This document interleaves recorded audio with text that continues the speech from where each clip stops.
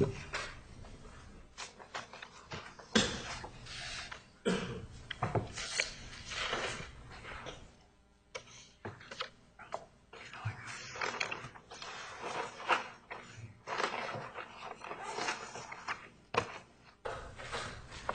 rise for the jury.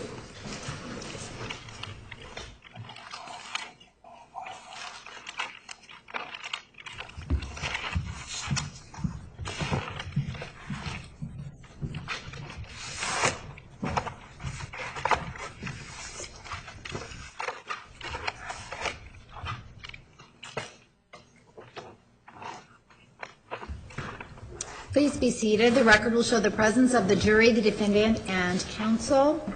Mr. Parker, you are still under oath. Do you understand? Yes, I do. Cross-examination. Thank you, Your Honor. Good morning, Mr. Parker. Morning. Sir, one of the things we learned about you last week was that you are a lifelong member of the Mormon Church. Is that correct? That's correct. Okay.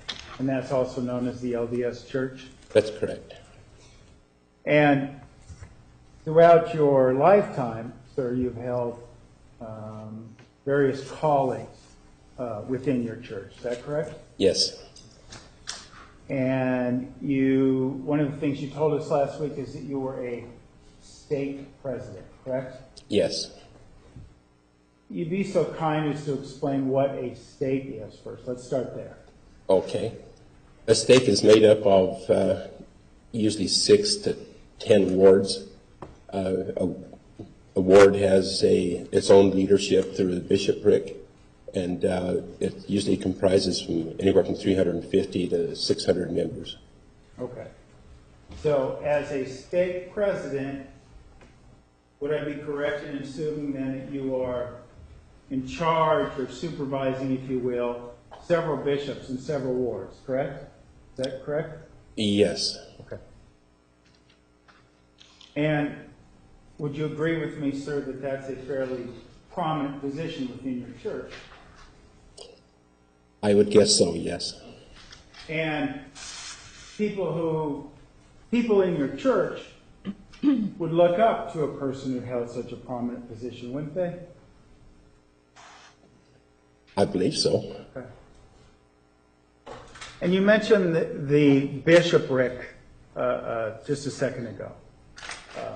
And that sounds like that is something even more elevated in the structure, if you will, than a stake president. Is that accurate? Well, the stake president presides over the bishoprics, Okay. not reverse. Not the reverse. Okay, so I had that just backwards. So we talked about the bishopric last week. Where does that fall in this structure between the bishops and the stake president?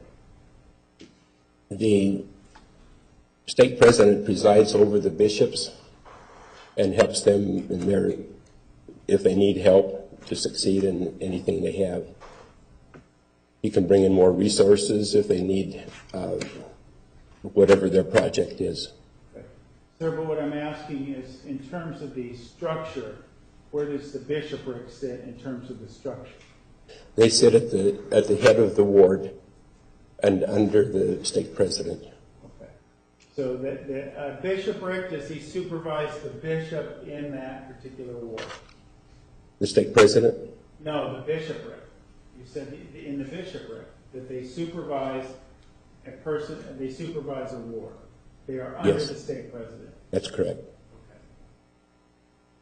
So they supervise the bishop of a particular ward. Is that accurate? There's a difference in supervise and preside. To preside, you help them to succeed. Supervise, we don't want to get into micromanagement. Okay. So the issue that you take with me this morning is the verbiage that they preside over as opposed to supervise. That's correct. Okay. But sir, would you agree with me that like being a stake president, being a person who serves on this bishopric is also a prominent position within your church? Yes. And again, like a stake president, as someone who holds such a prominent position, you become a person that people in your church look up to. Is that accurate? Objection, lack of foundation, speculation. Sustained is phrased. You just told me that people look up to stake presidents, right? You just told me that a minute ago. They do, but we hope that the stake president deserves it by providing service, not by I'm her sorry, position. I'm having trouble hearing you this morning, sir. Can you speak up a little bit or maybe? Sure. The stake positions in the church are not received to be admired or to be looked up to, but rather to be able to provide service and help those over whom they preside. I understand that, but those people that over whom they preside come to those people for guidance and wisdom, right? Right. We look up to these people, right? Objection, lack of foundation, speculation. Sustained is phrased. You believe that people that are under you, that you preside over, look up to you. They come to you for advice. They seek your wisdom, don't they? Objection, compound question. Overruled. Do we answer?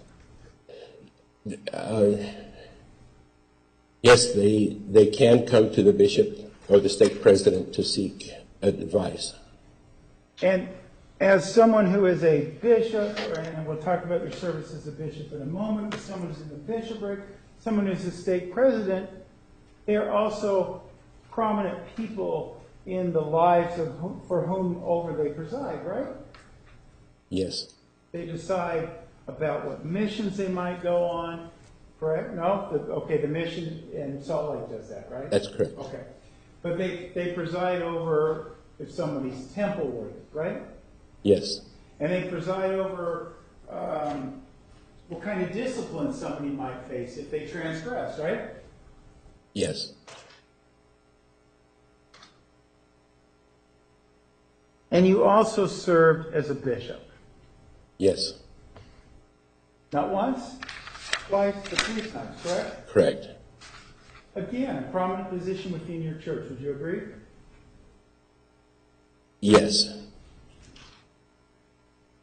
And particularly, sir, we talked about your tenure as bishop from 99 to 2002. That was your second tenure as bishop, correct? Third. Third. Okay. People, especially the young people,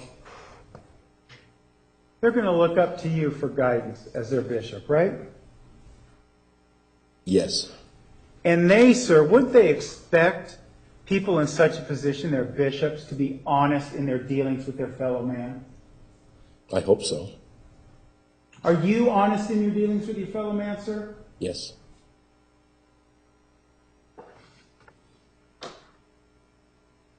What is your current calling, sir? I'm currently serving on the High Council in our stake. And what is a high council? There are 12 high councilors who serve with the stake presidency.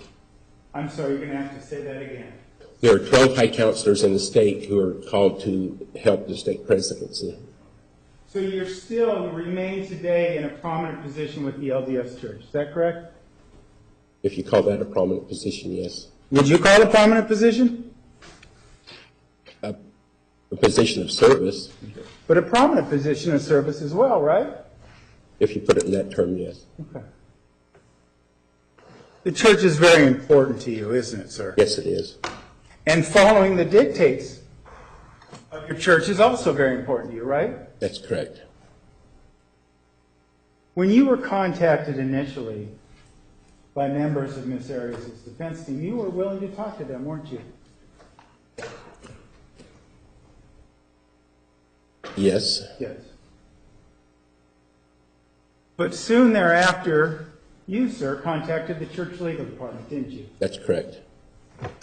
And the church appointed you a lawyer. We learned that last week, right? Yes. Why do you need a church-appointed lawyer if you're here simply to tell the truth, sir? There are certain discussions or confessions that are private and has priest penitent privileges.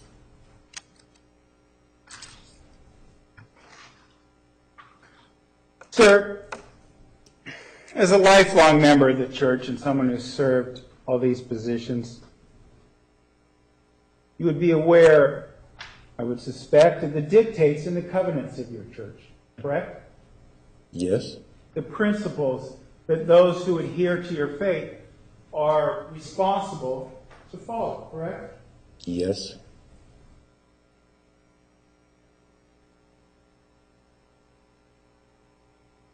And as someone who served as a bishop and a stake president, you are also aware, aren't you, sir, that the church provides bishops and stake presidents with certain guidelines to run their wards?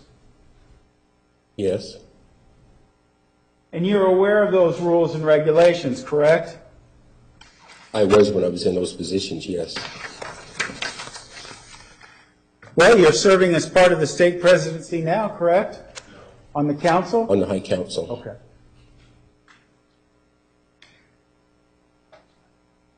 So as someone who serves on the High Council, you would still be familiar with these dictates, wouldn't you?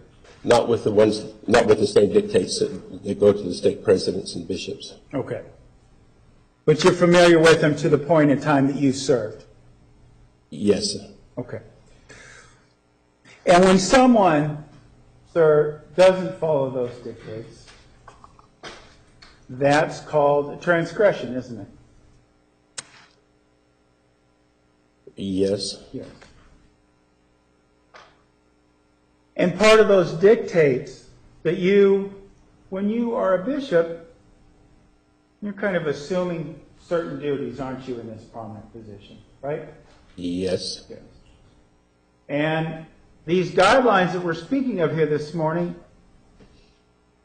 they impose certain duties upon you as well, don't they? Yes. One of them is a duty to protect the innocent, isn't it? I haven't heard that way, defined that way, but Is that yes could or you no? explain? Is that a yes or no? A duty to protect the innocent, yes or no? That'd be yes. Okay. And you also have a duty. Can you minute? Okay. To safeguard the integrity of the church, don't you? Yes.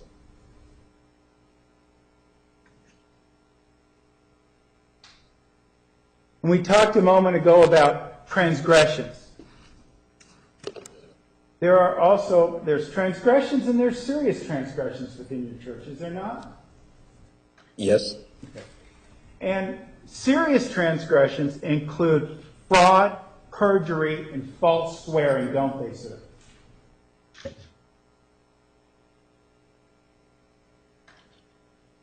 I don't recall those being identified that way. You don't recall that? The serious transgressions are identified in other ways, but they would be included in that category. So fraud, perjury, and false swearing, they would all be serious transgressions, right? You would agree with me there, wouldn't you? Yes, I wanted to check the wording that you've used, but it's Would they fall under the category of serious transgressions? yes. Okay. And again, sir, your lawyer's sitting right back here, isn't he? Yes. Why do you need a lawyer if you're not going to commit a serious transgression here? Objection, relevance, goes to the attorney-client privilege. Sustained. There's also a dictate in your church, sir, that says discipline is mandatory when the transgressor, the person making the transgression, is shown to be a predator, aren't they? Discipline is mandatory. When they're shown to be a predator? Yes. Yes.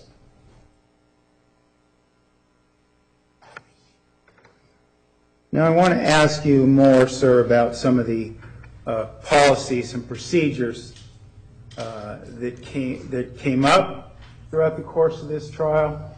One of the things I'm sure you're familiar with, I think you spoke about it last week, is something that's called a tempo recommend. Yes. You know what I'm speaking of? Yes. Okay. And remind us, if you would, sir, what is a tempo recommend? It's a recommend. When a person wants to go to the temple, they would go to their bishop, who would then sign it, and to the stake presidency, who would then sign it. And that would allow them to go to the temple to perform the ordinances if they would like to. Perform ordinances, is that what you Yes. said? Uh-huh. And what is when you say ordinance, I think marriage, baptisms, things of that nature. Is that accurate on my part? That's accurate. And how does one initially, because we heard a little bit about temple recommend interviews, but how does one initially become temple worthy? I mean, do they have to achieve a certain age, or how does that work? It's defined as reaching a level of maturity where they'd be able to understand what goes on in the temple. Okay. So is it then up to the bishop to decide when a young person has the maturity, I think was the word you used, to understand what goes on in the temple in order to give them that temple recommend, correct? The bishop and the stake president. Okay. The bishop makes an initial recommendation and the stake president decides whether that's to come to pass or not. Is that accurate? Yes, they both go through the same questions to Okay, determine so- maturity. So you say go through the same questions. Is the person seeking or up for consideration of the temple recommend, does that person go through 2 interviews? Yes. Okay. Again, I'm not qualified to speak on behalf of the church, but I'm going on the memory that I have. And that's all, sir, that's all I'm asking, based on your experience and your tenure with the church, that someone seeking a temple recommend goes to an interview with their bishop, correct? That's correct. And then if they pass that, I guess for lack of a better word, then they go to an interview with the stake president, right? That's correct. Now, when you talk about temple and you talked about someone needing to be able to understand what's going on in the temple before they can have a temple recommend, at least initially, the maturity. Sounds to me like the temple is a very sacred place. Yes. And it's a place where not every member of your church can go. That's correct.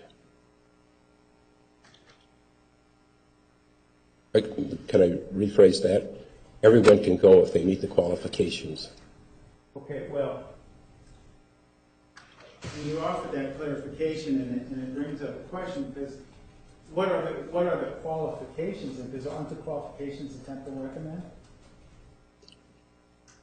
There's certain qualifications in order to receive a recommend. You must keep certain commandments, and that's what the bishop and the stake presidency will review with the individual, is if they're keeping those particular commandments. Okay, well, that's in the temple recommend interview, right? That's correct. Okay. Uh-huh. But what you suggested to me, I said a moment ago, I said, sir, don't you need to have a temple recommend in order to enter the temple? Yes. But you seem to add on, when you after that, yes, you seem to carve out conditions, or if they're otherwise worthy. So that's what I didn't understand. Yes, what I meant is every person can go to the temple, but they must keep those commandments, and that's the qualifications to be able to receive a temple recommend. Okay. Must keep those commandments. That's correct.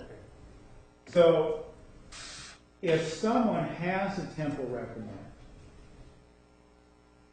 and they are acting in defiance of those commandments, they're not really temple worthy, right?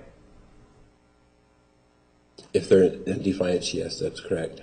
I'm sorry, I'm really having trouble hearing you speak up. Yes, if they're defiant, yes, they would not be ready to go to the temple. Okay, but ready to go to the temple. But let's pause at the situation. Why don't we go back before we go forward, I guess. What is a temple recommend interview? A temple recommend interview is between the individual who wants to go to the temple and the bishop. And then the same interview would take place with a member of the stake presidency.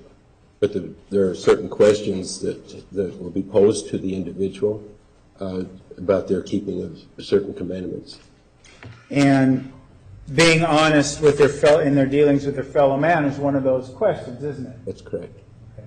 And what are some of the other questions or commandments that a person must follow to keep their temple recommend during an interview? Again, I don't have those before me anymore since I'm not in the leadership. But has to do with their keeping the, like what we call the word of wisdom. Okay. And what is included in the word of wisdom, sir? Abstaining from tobacco and alcohol. Is that it? And what's coffee and tea. Okay. What about premarital sexual activities? Is that part of the word of wisdom? No. Is that part of a temple recommend interview? Yes. So, if it's not part of the word of wisdom, is it the vow of chastity or the law of chastity that we've heard a little bit about? Is that what we're talking about? Yes. Okay. And questions are asked in that regard. Yes.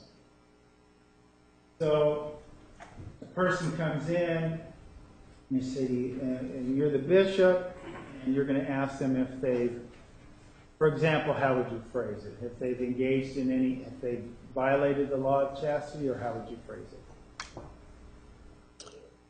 I believe the wording at the time was if they've been involved in any sexual transgressions. Any sexual? Transgressions.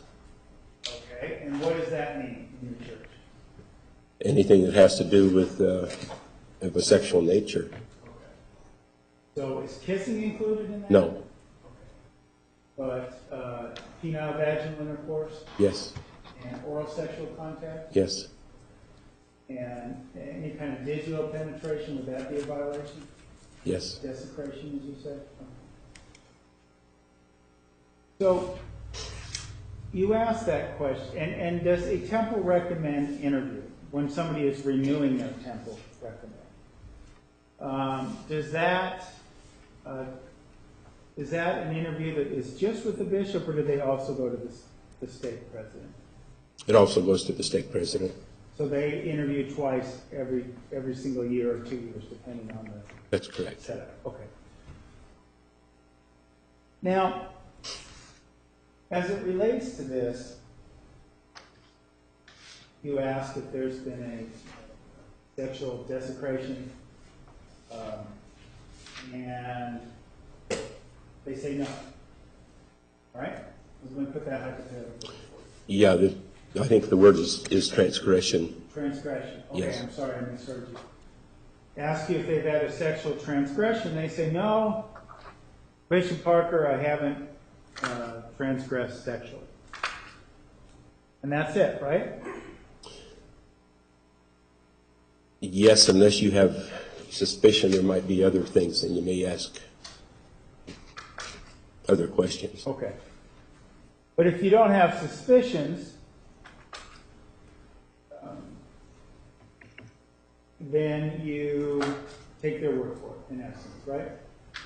Yes.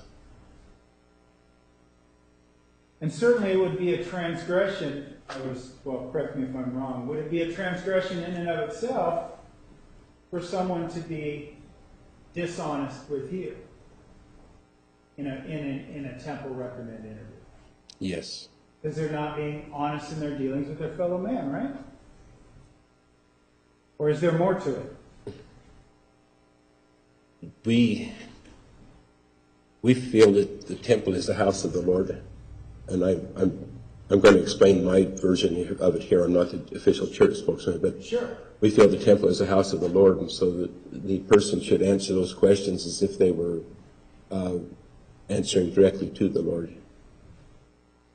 Directly to whom? The Lord. Okay.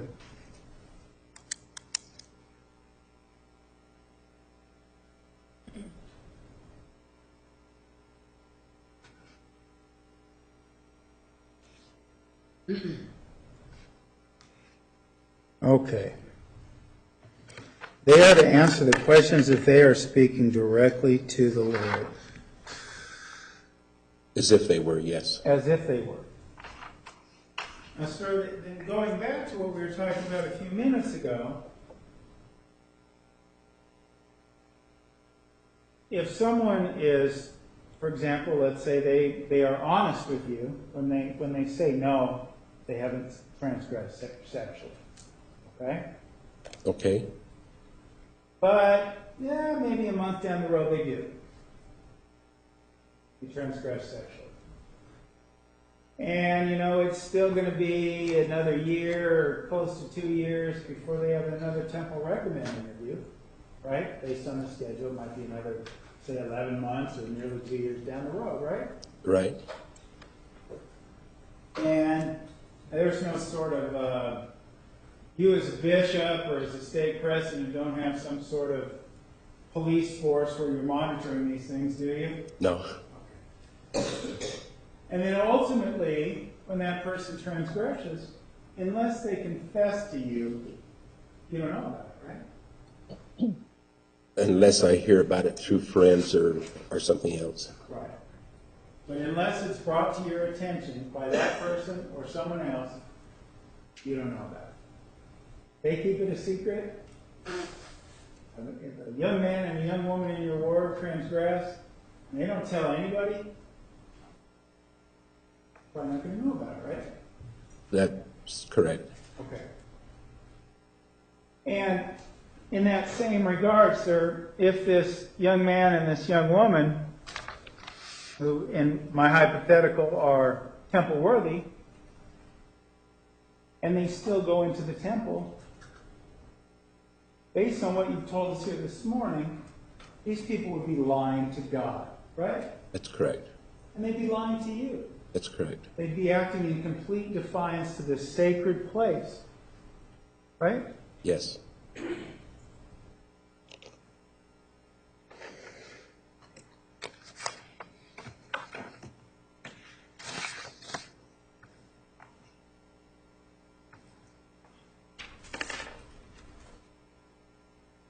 Now, sir, one of the things we talked about last week with you is the idea that the bishops, apart from this temple worthiness and this temple recommend, bishops aren't a permanent position, if you will. That's correct. It's a couple of years, the calling maybe lasts that long. That's correct. Now,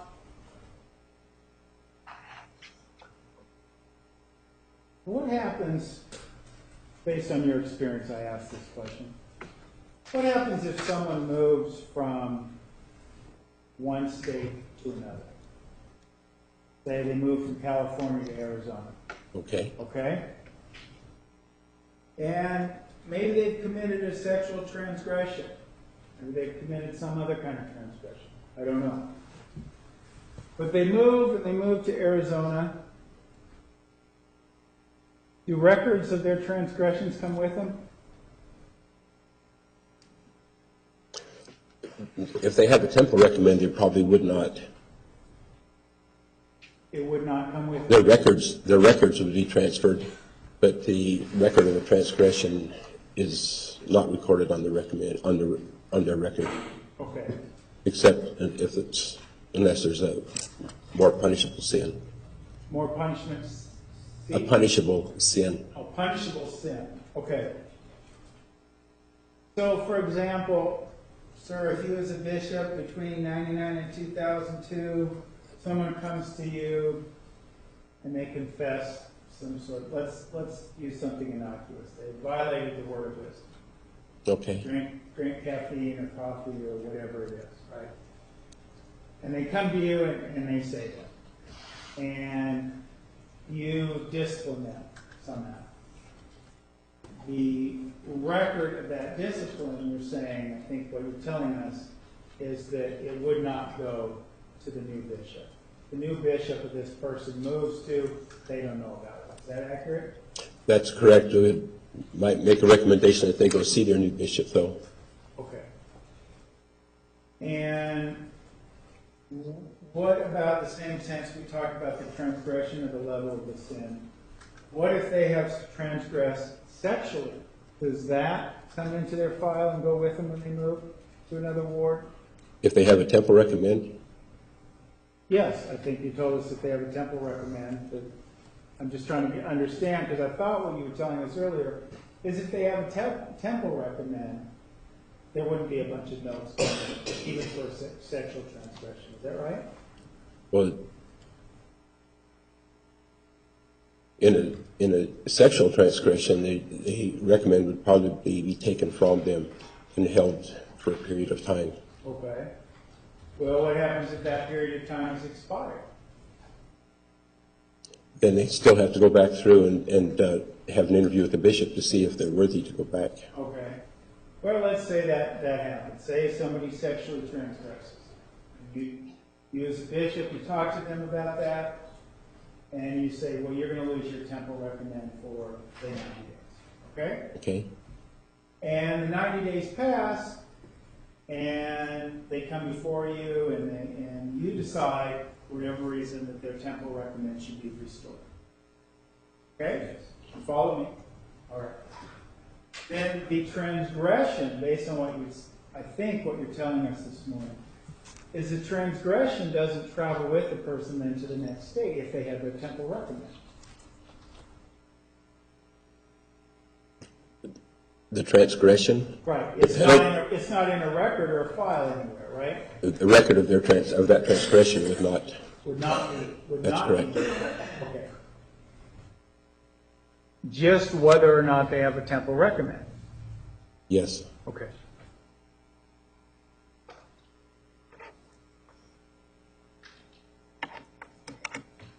So how then does the next bishop, when somebody moves, how does the next bishop know if someone is temple worthy or not?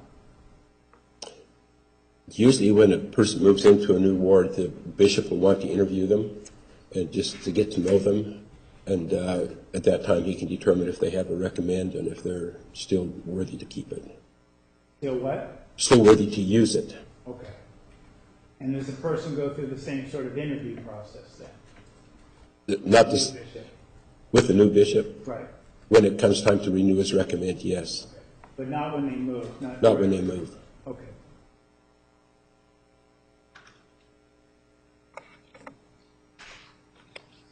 What about when someone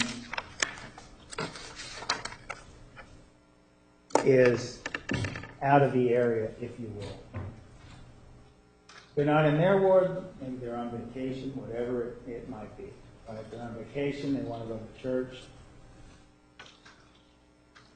They want to go into the temple for whatever reason. Maybe they're there for a wedding, that sort of thing. How does the bishop in this ward, this person is visiting, how do they know that this person is temple worthy? If he has a temple recommend, he can ask to see it. Okay. So a temple recommend is literally something maybe that somebody has in their pocket or their wallet, like a card maybe? Yes. Okay.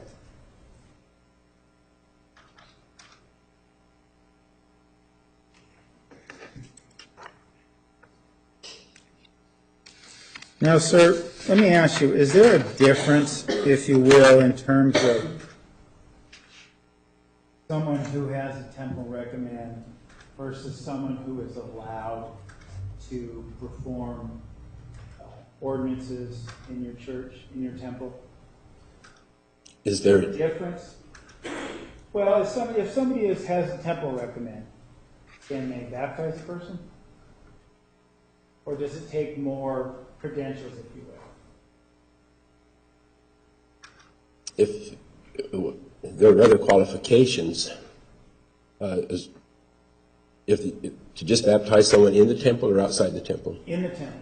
In the temple, the recommend would suffice for them to baptize in the temple. In the temple. Okay. After the temple presidency have reviewed it. I'm sorry, what was that last part? The temple presidency or their supervisors would want to see the recommend. Okay. Now, sir, as it relates to baptisms within your church, are there baptisms that actually don't take place in the temple? Yes. Okay. And what is the distinction, if you will, between ones that do and ones that don't? The ones that are done outside is done for the person's own conversion process, and the ones in the temple are done for the ones who are passed on, or who are our kindred, the kins of our who have passed on. Let me ask you this: are there baptisms not of deceased people, but of converts that go on in the temple? Not of converts. So, what you're telling me then is if someone had a temple, did not have a temple recommend, they could still baptize someone in your church so long as that didn't take place in the temple. If the bishop approves them to do that, yes. Okay. But And they would have to go through an interview with the bishop to see if they're worthy. okay. So let's say someone comes into town, rolls in, and says, "Well, we have this convert. I want to be the one who baptizes her." Okay. What you're saying is that person would have a brief interview with the bishop, and the bishop approves it. Yes. Okay. Or if the bishop knows him already. And in terms of that process, is someone at all pledging to the bishop or that they are following the dictates of your church and not transgressing? Could you restate that part? Well, let me ask it in a more concise way then. Okay. Can a transgressor, a sinner, can they legitimately baptize a person within your church? I guess it's possible if they lie their way through. If they lie their way through.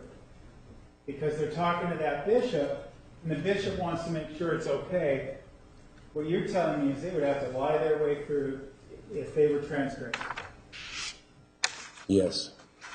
So if they were having oral sex with a young lady, the same young lady that they were baptizing, they would have to lie to the bishop in order to baptize that woman in the church, right? Yes. If they were having anal intercourse with that young lady before the baptism, they would have to lie to the bishop in order to perform that ceremony, right? Yes.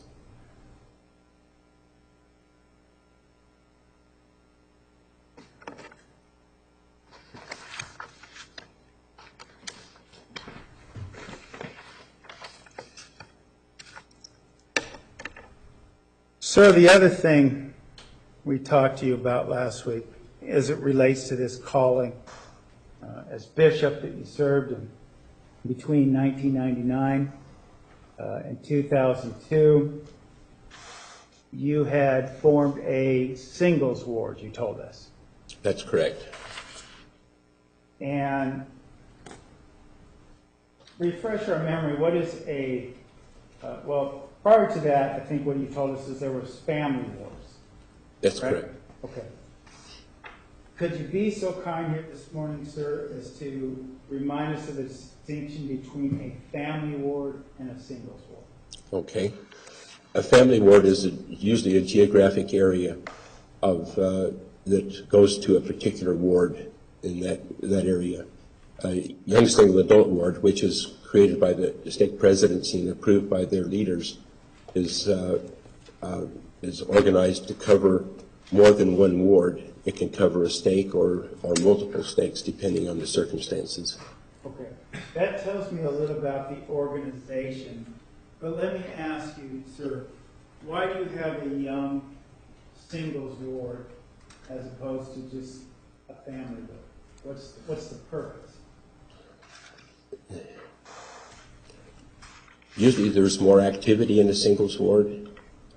More people would be involved who in a family ward may not feel as comfortable. Feel as comfortable in what way? If you're a young single adult and you're the only one that's in your family ward, you don't have much association with the others that are your same age. Okay.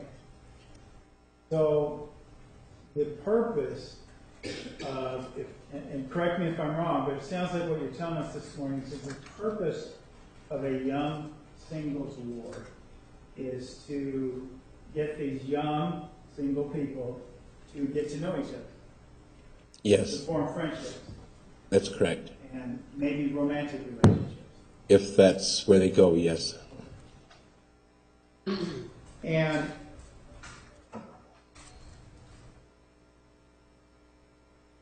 And in terms of a young singles ward, is there a age of persons that are typically in a young singles ward? It's at the time that I was the bishop of the young single adult ward, it was 18 and out of high school up to 30. 18 and out of high school up to 30. Yes. Sometimes it's 21 to 30, but in our area where we had several colleges, it would be 18 and out of high school up to 30. Okay. And the name also implies that when somebody is no longer single, aka they are married, they are not part of the young singles ward, correct? That's correct. Okay. And are they then a part of the family ward that we were just talking about moments ago? Yes. Okay.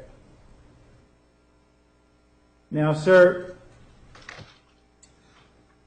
one of the things we talked about last week is the fact that this family ward, or excuse me, rather the singles ward, was new in 1999. Yes. Or maybe it was revisited from a singles ward that ended 7 years ago, maybe be more accurate. That's more accurate. Okay. But prior to that time, you were telling us that the stake president, which has some influence in the ward, based on what you told us here this morning, correct? Yes. Was creating or sanctioning, I'll let you choose the word, activities for these young people to get together. Yes. So there were, before you became an official ward, there was a church structure in place for these young people to get together and have these sort of activities. Yes. And would I be correct in assuming that it was the popularity, if you will, of these sort of activities that led to the formation of a formal ward? The popularity? Well, there were so many kids coming and things of that nature that you needed a little more structure, maybe. Okay, and also, yeah, that's right. Okay, it looked like you were going to say something else. To provide them with more opportunities also to have positions that they wouldn't have in a family ward Okay, positions within the church. within the ward of the church. Yes. Okay.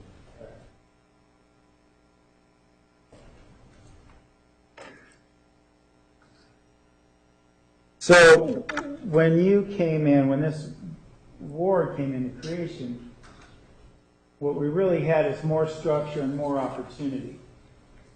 But still, we had the ongoing activities. That didn't change, right? Well,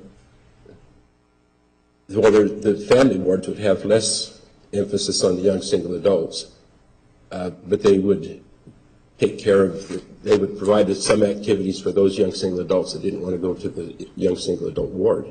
They would What still I'm be saying able. is, you continued, you kind of picked up the ball, so to speak, and continued it forward in terms of these activities that were already going on. Yes. That was my point. Okay.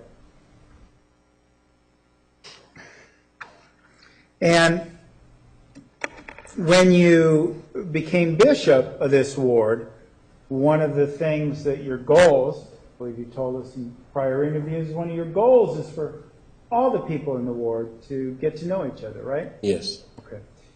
And to your knowledge, or one of the things you told us was that everybody knew each other. Isn't that true? Everybody knew each other. You remember telling us that? We hoped that everyone would get to know each other, but not. That But do you didn't- remember telling us specifically that everybody knew each other? Do you remember telling us that last week in an interview? Yes, but I think that's, Okay, that's what you told us, right? you take a new person who's coming into a ward of 250 to 300 people, and it takes them a while to get to know everybody. Fair enough, but let me ask you this. Miss Reed is someone you've known your entire life, correct? Yes. And she was a member of your ward for a number of years, wasn't she? Yes. As a matter of fact, for all 3 years of your tenure, I guess, depending on when, before she went on admission, right? Yes. Okay. And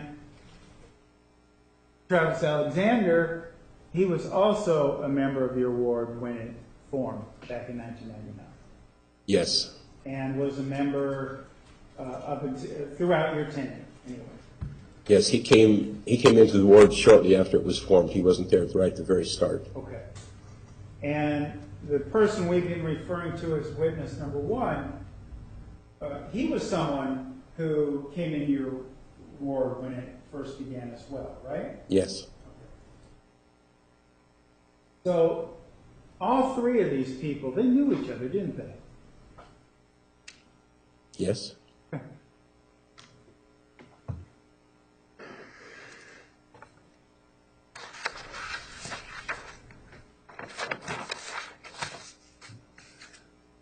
Now, one of the things that you told us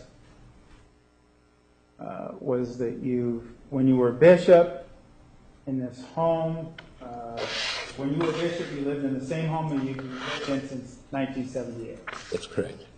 And you told us about how some of the activities in this ward took place at your home. Yes. Okay.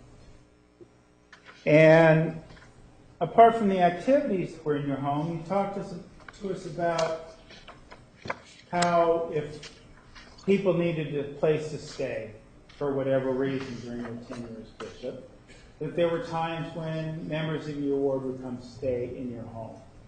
Is that correct? Yes. When I talked to him and I saw a short-term need in it, yes. Okay. After you talked to him and you saw a short-term need. Is that what That's I heard correct. you say? Mhm. And you certainly wouldn't want anybody who would cause discord in your home to come live there and stay with you, right? Right. You would want people who were following the dictates of your church, right? Or those who weren't, but they had friends, and so we were trying to help them. Okay. Get back to that point, right? Yeah, that's correct. Okay. Because that would be an important role to you as bishop as well, wouldn't it? If someone you saw a young person straying from the teachings of your church, and part of be your job to kind of help them and help guide them and kind of to maturity within the church. To the best of our ability, yes. That's your ability, right. And one of the dictates or tenets of your church, if you will, is your church encourages marriages and procreation, doesn't it? Yes. Again, I'm not the church spokesman, but I know you're not, but sir, you've got a lifetime of experience with it. And like I say, I'll preface all my questions based on your experience. Okay. Your understanding of the church. That is one of the tenets of your church. right? That's correct. Marriage and family is important in the LDS Church, right? Yes. Okay.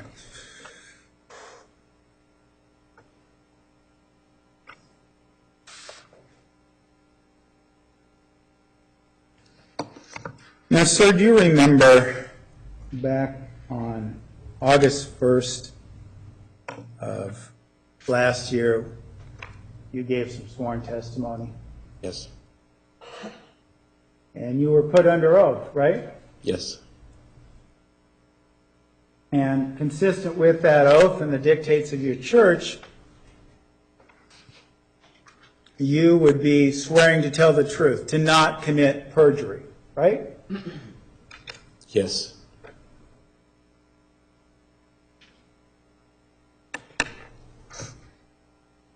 Now, sir, as it relates to these people that would live with you from time to time, as Bishop, Travis Alexander was one of those people, right? Yes. And sir, when he lived in your home, where did he live? In one of the bedrooms. I don't know if you're looking for. I just wanted to specify because one of the things you talked about last week was this office, I guess you called it, that you had in the garage. So I just wanted to make sure Travis Alexander lived in one of the bedrooms in your home, right? That's correct. And he lived there in 2000, right? The year 2000? It was the year 2000 for And what the specific dates? what's that? You want the dates when he was there? I'm not asking right now, but he was there for 6 to 9 months, right? No. Sir, do you remember in your sworn deposition where you swore to tell the truth and be honest in your dealings with your fellow man, that you told us that you were there, that Mr. Alexander lived there for 6 to 9 months? As that deposition was taken, Sir, I'm asking you, do you recall telling us that Mr. Alexander lived there for 6 to 9 months? Objection, he's not allowing the witness to answer. It's a yes or no. Well, look, you may answer if you can.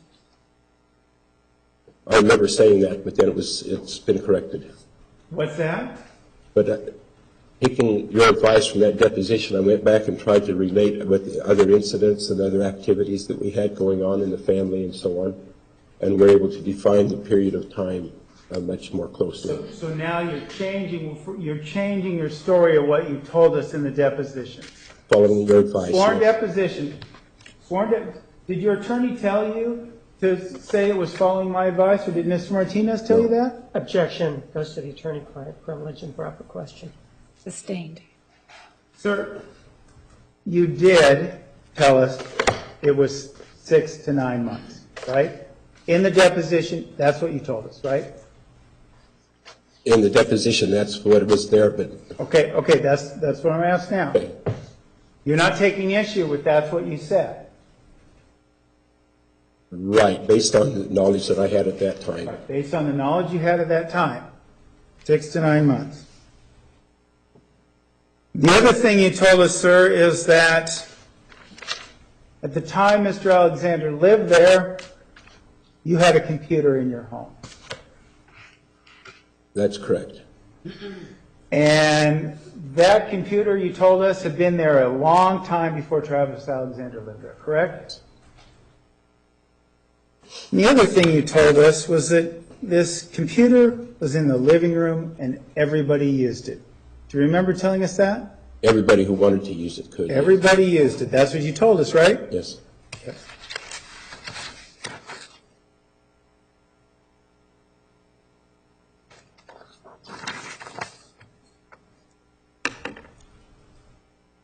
Now, sir, last week during your testimony, we talked about these pop-ups that came up on this computer. Do you remember talking about that? Yes. And these pop-ups were pictures, images, right? Yes, You told us you could see pictures when these pop-ups came about, right? And they were pornographic images, weren't they? if you call scantily clad women, yes, it would be Did pornographic. you consider them to be pornographic? Desirable pornographic. Very undesirable. Did you consider them to be pornographic? Objection, relevance. Overruled. Let me answer.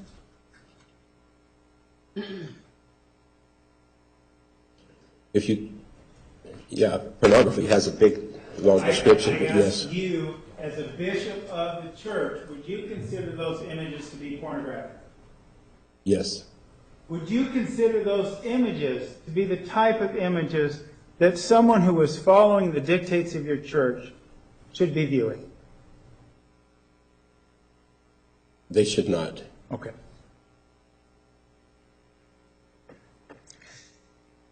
Now, what you told us last week, you talked about someone named Jake or Jacob Thompson having lived with you as well. Yes, And you told us that Jacob Thompson lived out in the office in your garage, correct?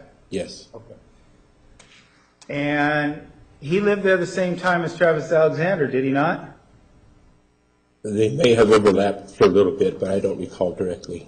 Okay. They may have overlapped a little bit, right? Yes, Okay. And you had a daughter who was living there at the same time, correct? for a short period of time, yes, And she was living across the hall from Miss Alexander, wasn't she? no,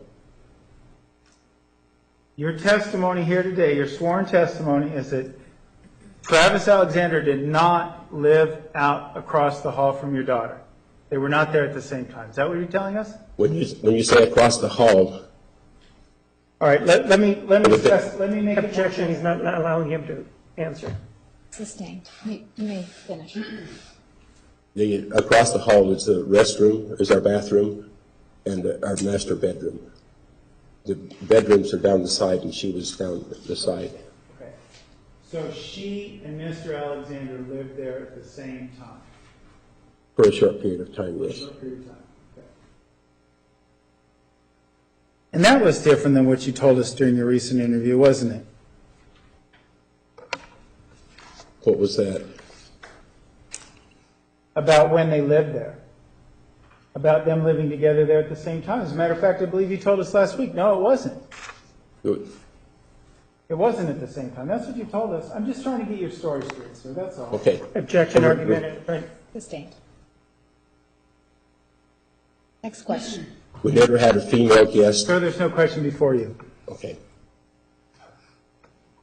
All right. So, Jacob Thompson and Travis Alexander and your daughter then are all potentially living in the home at the same time, correct?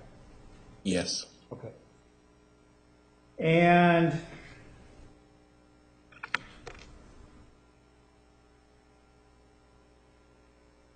when, to your recollection, did Travis Alexander move out of the home? he moved out the first part of August of 2000. And when did Jacob move out of your home? He was there for another month after that about.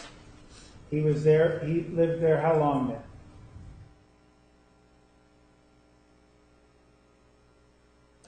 Maybe 3 months. 3 months, okay. So he moved out in September of 2000? It was, he moved out before the friend or witness one moved in. Okay.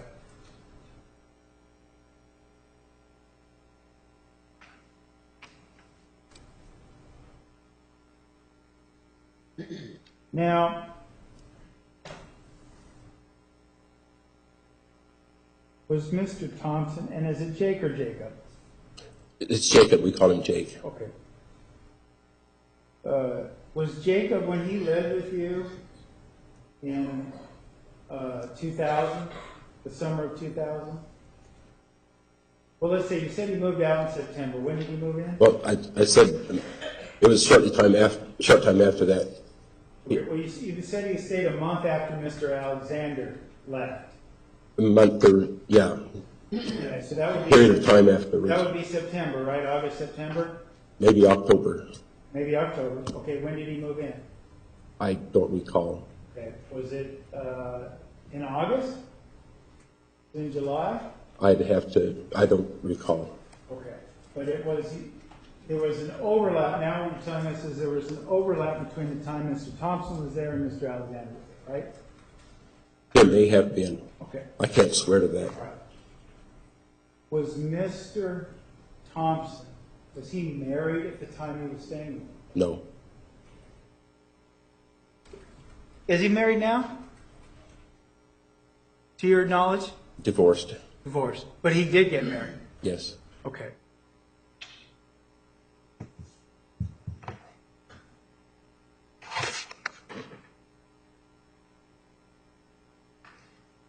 And what you told us last week, sir, is that this Jacob Thompson that stayed with you in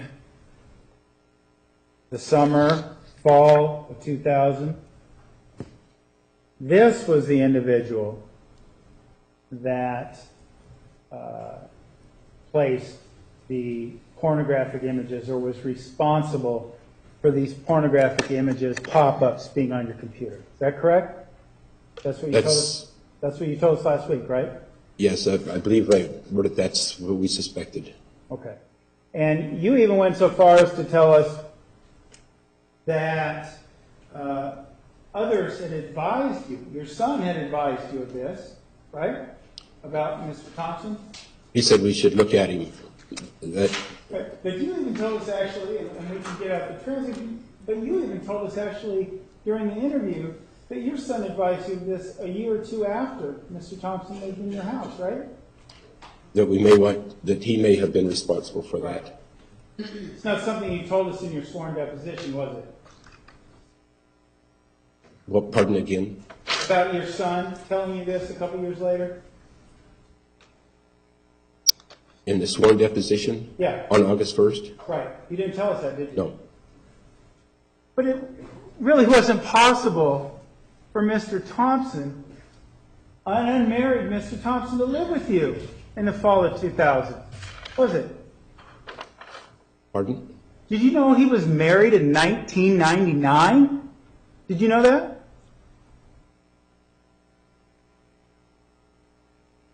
Let me show you. You look confused. Let me show you.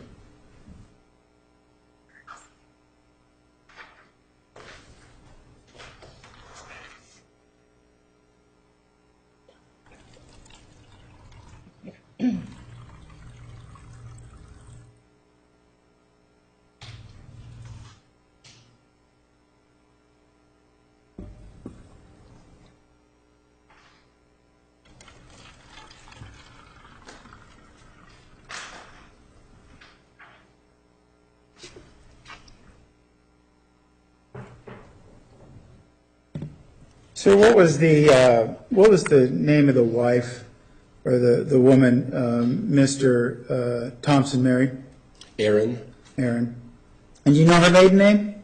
Farrell. Farrell. And what was Mr. Thompson's middle name? Do you know that? I don't. Okay.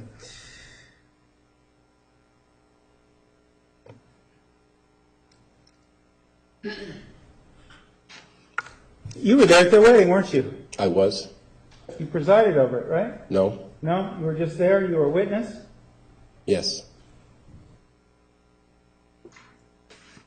Let me show you what's been marked as Exhibit 854.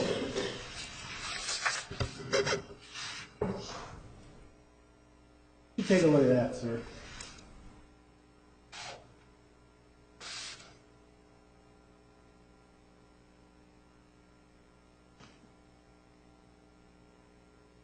You recognize that? Yes. What I is do that? know.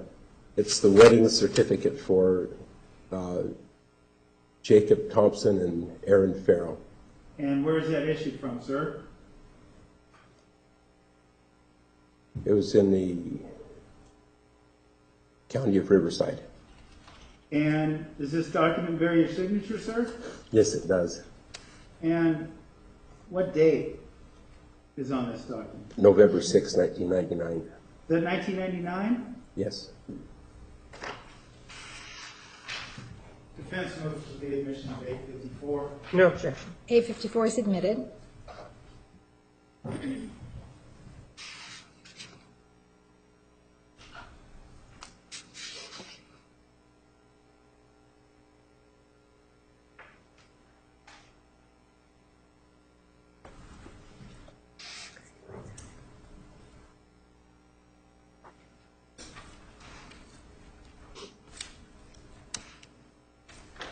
So let me show you 854.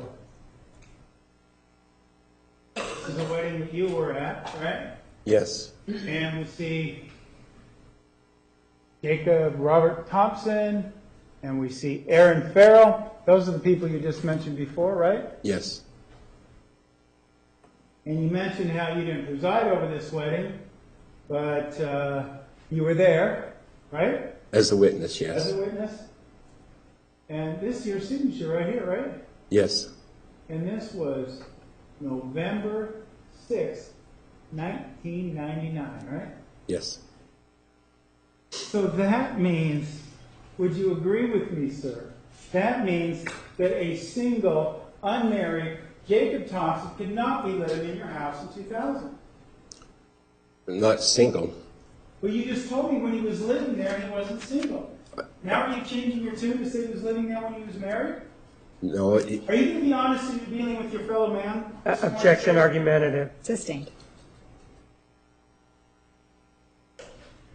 A single Jacob Thompson could not have lived with you in 2000 at the same time Travis Alexander did, right? Objection asked and answered.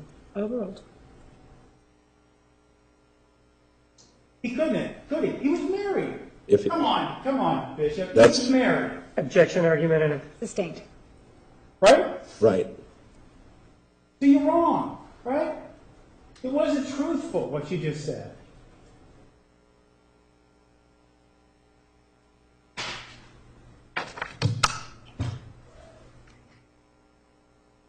And sir, given that a single Jacob Thompson didn't live with you at the same time Travis Alexander did,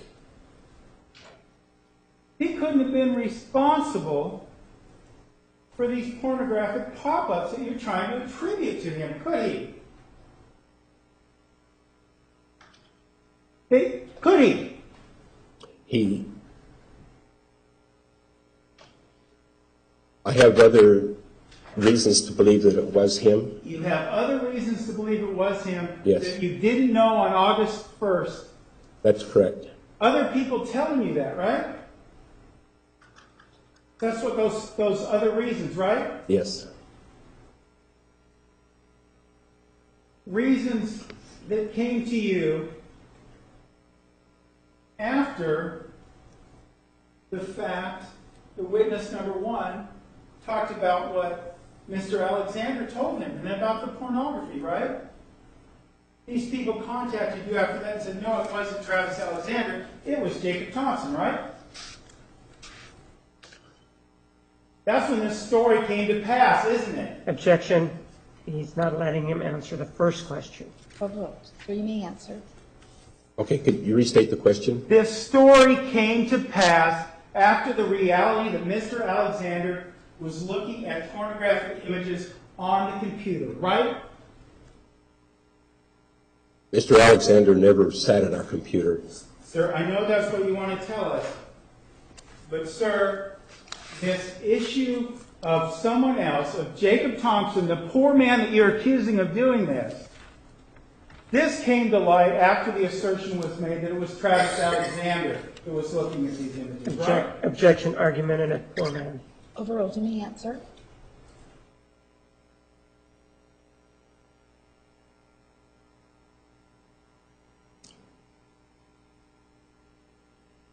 Jake has confided in others who've confided in me. And I Sir? know I can't use that, but You can't use it. You're saying that there was a confession? Are you waiving patient petitioner privilege on this issue? no. Objection misstates his testimony. Oh, overruled. You may answer, sir.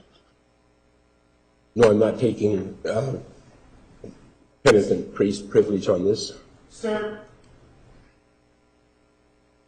well, you say you are or you're not waiving it? There was no priest penitent privilege. Well, you said he told you. Just a second ago, the story became that this Jacob Thompson told you, that he admitted it to you.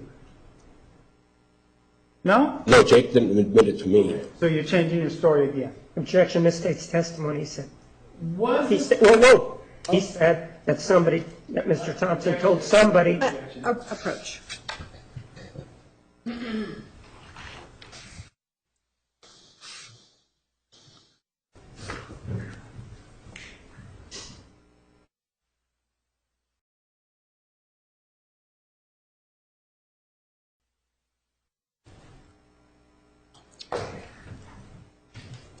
You may proceed. Thank you, Your Honor. Sir, let me try to gain some clarity on this point, if I might.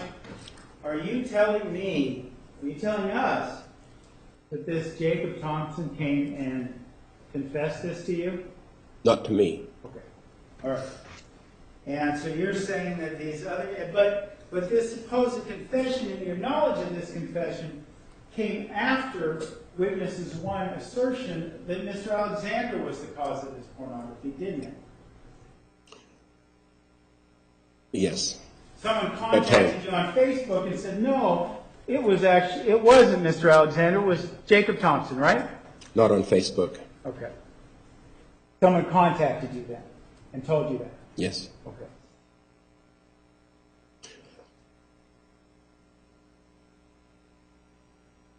Now, sir, one of the things we talked about earlier this morning was this idea that you had a duty to report transgressions, duty to protect the integrity of the church, things of that nature, duty to report or discipline those who are sexual transgressors. Do you remember talking about that earlier this morning? Yes.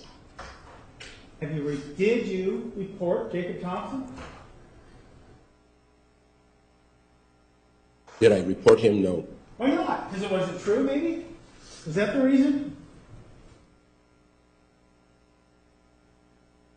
You want an explanation or just a yes, no? Do you have an answer? But you did not report him. You had a duty to report him, and you did, correct?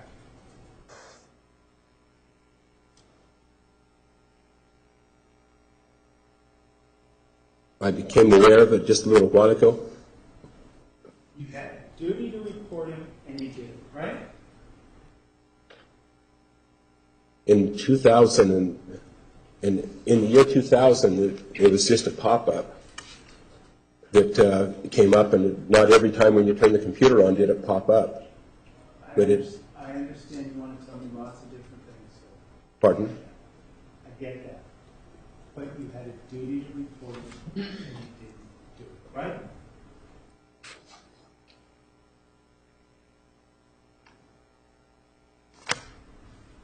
Is a pop-up? I did not consider a pop-up serious pornography. It's something that happened and So you don't believe you had a duty to report him?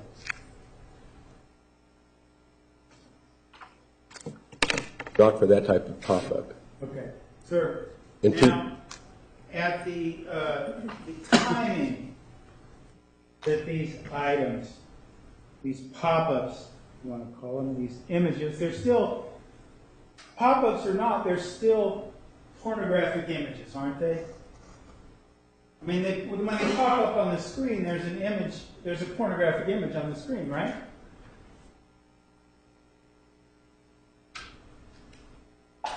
The pop-ups that we had then are not too much different than what you see on TV today. Sir, that's not, you know, a few minutes ago, I know you're trying to minimize now, But a few minutes ago, you agreed with me that they were pornographic in nature. Objection argumentative. What? Sustained, rephrase. Didn't you just a few minutes ago agree with me that they were the kind of images that members of your church, those who were following the law of chastity, shouldn't be looking at? Yes, sir. I'll say yes to that, Well, that's what you said earlier this morning, right? that they were pornographic in nature, yes. Yes, okay. So these images, regardless of what we see on TV or anything else, I'm not asking about that. I'm asking about these images that you saw. They were disconcerting to you, weren't they? Yes, They were so disconcerting that you took your computer in to research the problem and make sure this wasn't happening on your computer, right? right. Okay. So they weren't just nothing, right? They were stuff you saw on TV. That wouldn't be that big a deal, right? Yes. All right. Now, in terms of the timing of this discovery,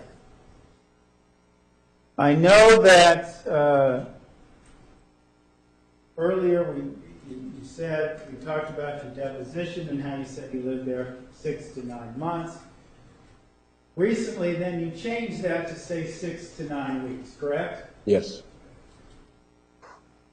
But these images, nonetheless, these images were found on the computer in August or September of 2000, right?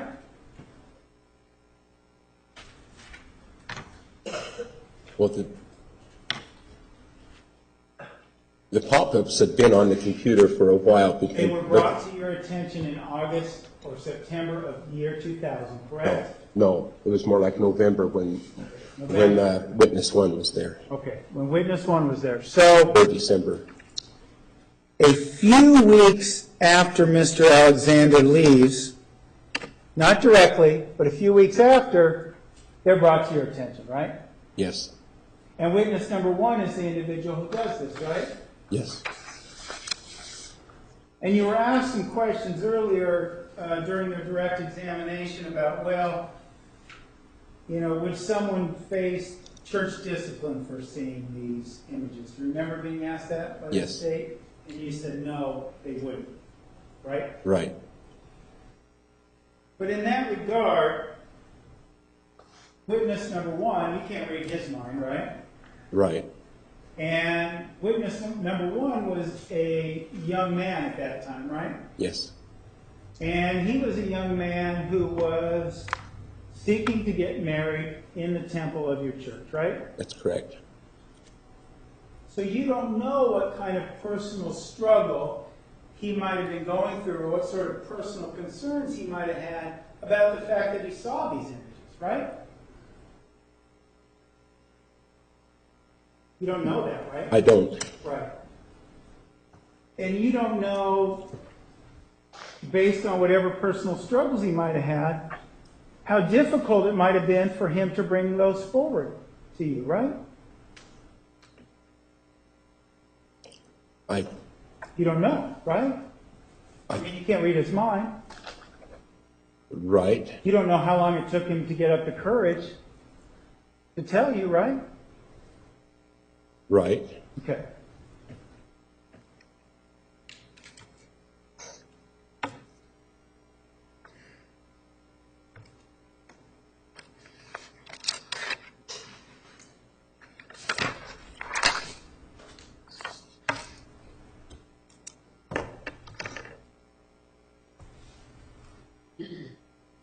And Travis Alexander also, well, let me ask you this. Do you recall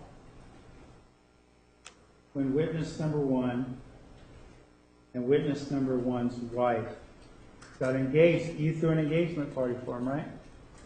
Not a party, but I took their pictures, yes. Okay, but you threw an engagement dinner, right? I don't recall. Okay.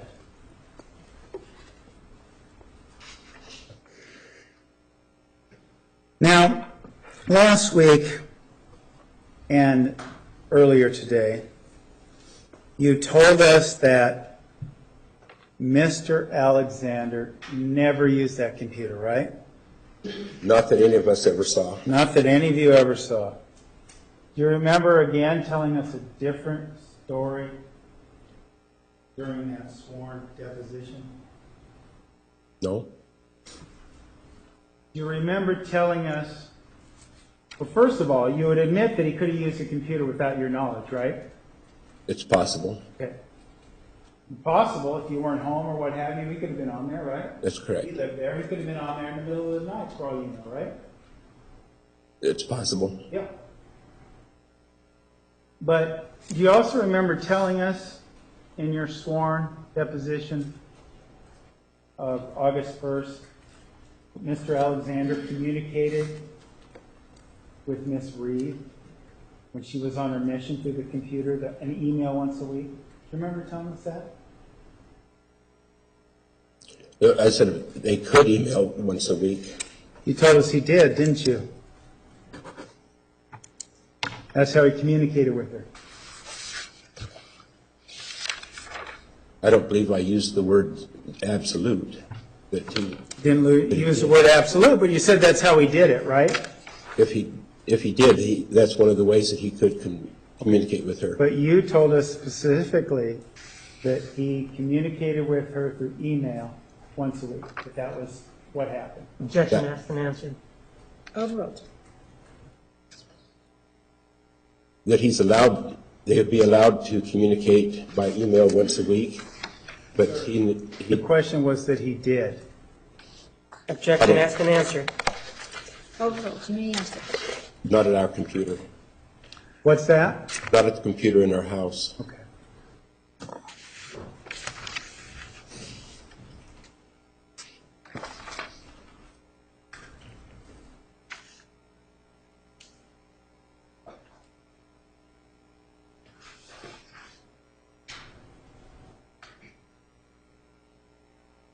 Here, I'm going to show you what's been marked. Maybe for turn. May.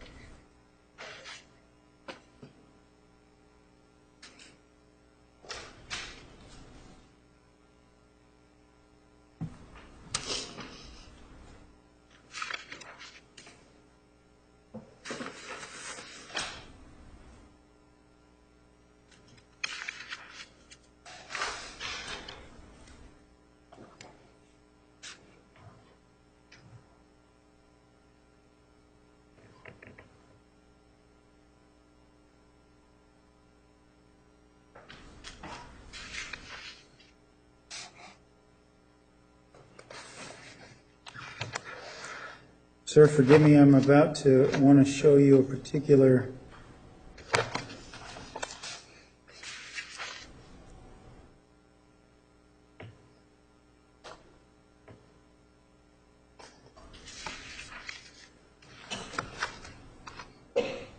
what's been marked as Exhibit 853. I'm going to draw your attention, and I've opened it to you, to page 77, beginning at line 8. All right, sir? First of all, why don't you take a look at the face of that document and see if you recognize what that is. Yes. What is that? It's the notes from the deposition on August 1st. And is that something you covered with your attorney before, over the weekend, or that you had an opportunity to review? Objection, relevance, compound question. Sustained, rephrase. Have you reviewed that document? Yes. Did you do so with your counsel? Objection, relevance. Approach.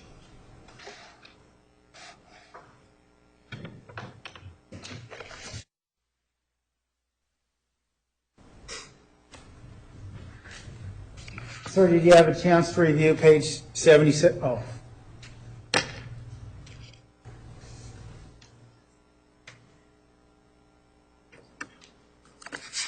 Sir, did you have a chance to review page 77, beginning at line 8?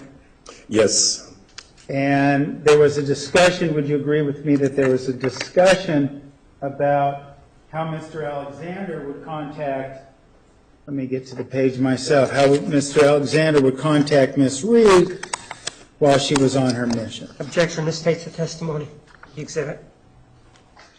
Overruled. You may answer. could you restate that, please?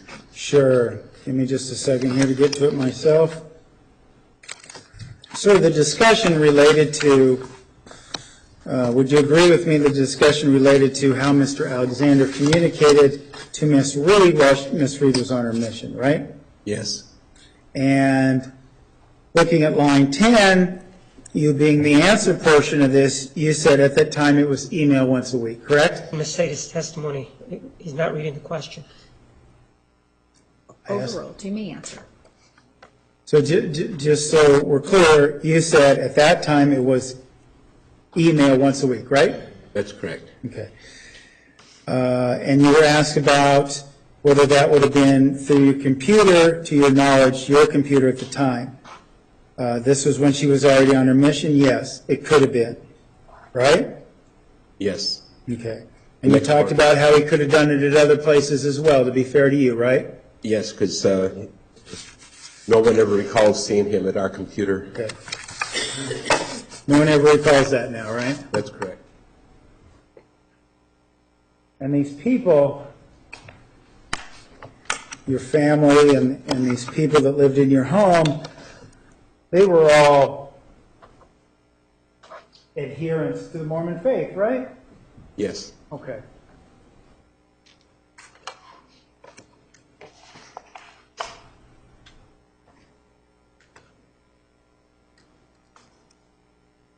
Now, you kept up a relationship with Mr. Alexander after he moved out of your home, didn't you? while he was still in Riverside, yes. And he moved out, well, you were still his bishop, weren't you, Yes, while he lived in Riverside? yes, So according to the current timetable, he would have still moved out in August of 2000 before your daughter left for school, right? that's correct. And that was August 20th, I believe? No, the school started about the mid-August, and so he moved out about a week before she went up to school, so it'd been the first part of August. The first part of August. And I know you told us in your interview, or your recent interview, because you said you reflected upon it, you said Mr. Alexander lived there 6 to 9 weeks, right? That's correct. Okay. But either way, whether it's 6 to 9 months or 6 to 9 weeks, you have a strong memory of him moving out at this point in early to mid-August of 2000, right? Definitely, yes. Okay, definitely, no matter what. So we know that Mr. Alexander lived there weeks before, a couple months before these images were brought to your attention, right? You would agree with that, right? When Mark brought him to my attention, yes. Witness one? When witness one. Now, after Mr. Alexander moves out, based on what you've told us, you were his bishop for more than a year, right? After he moved out? You were bishop till 2002, right? Yes. Okay. So, and I don't remember specifically what month that your calling as bishop ended. So what month in 2002? March. March of 2002. So you have over a year of being his bishop after he moves out, right? Correct. Okay. Did you ever confront or talk to him about these images? I don't believe so. You don't have any memory of that? I don't. Wouldn't such an inquiry be relevant to you as someone who adheres to your faith and has duties to report transgressions that are going on in your home?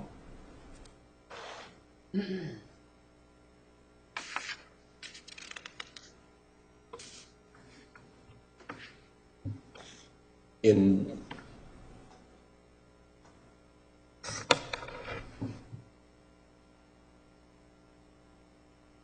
the definition of the pornographic material,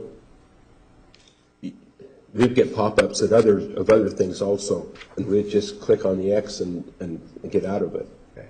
And All that's right. We agree now, we agree now that it's pornographic material, right? You just classified it as such, did you not?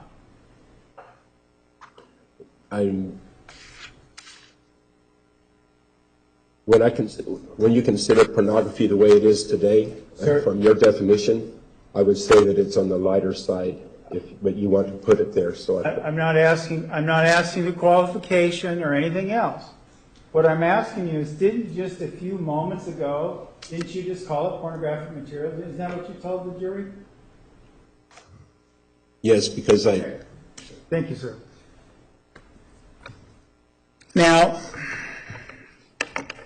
as a matter of fact,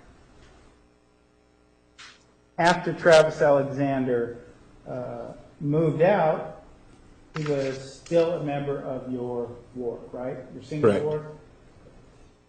As was Miss Reed, right? she was on her mission at that time, Okay.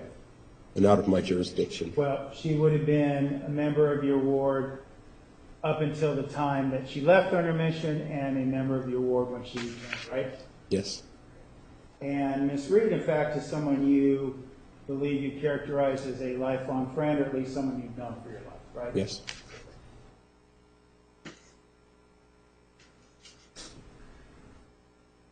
Now, you told us that Travis Alexander would, after he moved out, he'd come over for activities, correct? yes, And you knew, based on your relationship with Mr. Alexander, that he and Miss Reed were contemplating, or I believe the verbiage you used was talking marriage before she went on her mission, right? yes. And as the bishop, let me ask you just in general, let's not talk about Miss Reed and Mr. Alexander, but just in general, okay? Okay. How is it, as a bishop, how is it that you come to know that a couple is talking marriage? Do they come to you and tell you these things, or just, do they come together, something like that? How does that work? Well, it could be either way. It's individual, isn't it? There's many different ways that they have let me know, sometimes just observing them in church. Okay. But did either Travis Alexander or Deanna Reed come to you and advise you that they were interested in getting married to one another? From my interviews with them, yes, they did bring it up. From your interviews with them? Yes. Together or separately? Both. Okay. So, would it be fair of me to say that if a young couple in your ward is contemplating marriage, it's private between the two of them, and if they express that to the bishop, that's evidence is a pretty strong intent, doesn't it? Yes. And when you, as a bishop, hear these things, separately, individually, whatever the case may be, what is your role? I mean, let me ask you a little more specific. Okay. I mean, are you there as a counselor? I mean, what if you think they're not ready for marriage? I mean, what is your role to say, well, you know, maybe this isn't a good idea, maybe you're too young, what have you? What is your role? To help them talk it through, I guess, and mostly just to show them that we care and help them to, if they have questions about their decisions, then they can ask. Okay. And when, when we're talking about contemplating marriage, the way that a young couple would, like the way evidently Ms. Reed and Mr. Alexander did, are they engaged at that point in time, or how does that work? I don't recall that they were engaged, no. Okay. But what are they approaching you with then? You've already told us this took place, so what are they saying to you? Just that they have feelings for each other. Okay. But that's a little different than saying they're contemplating marriage. Did Miss Reed tell you that she wanted to marry Travis Alexander? Her first desire was to go on a mission and see what happens after her mission. But you just told us a few minutes ago that you believe that Travis Alexander and Deanna Reed both wanted to get married to each other, right? Yes, but not until after her mission. Not until after a mission, right? Okay, I follow you there. But before the mission, before Miss Reed went on her mission, there was a point in time, based on what you told us earlier, that she had a conversation with you where she expressed her desire to be married to Mr. Alexander, right? When the right time was Right. came. I'm not saying that moment in time. I'm just saying Yes, at some point in time. yes. And at that similar point in time, I would assume, Mr. Alexander comes to you and he tells you that he has a desire, an interest in being married to Miss Reed, Yes. right? And did they come to you as a couple to discuss their plans? I don't recall if it was a couple or individually, or it may have been either way. I don't recall. To your recollection, sir, was Mr. Alexander unhappy with the fact that she was going on her mission instead of marrying? I don't recall that either. If he was unhappy that she was Did he going, ever express that to you? I think he said he's happy she's going on a mission because he knows it would be good for her. But then he also wanted to get married too. Okay. But specifically, one of the things he told you, based on what you told us a minute ago, is he wanted to marry Miss Reed. Yes, He expressed that to you, his bishop, right? yes.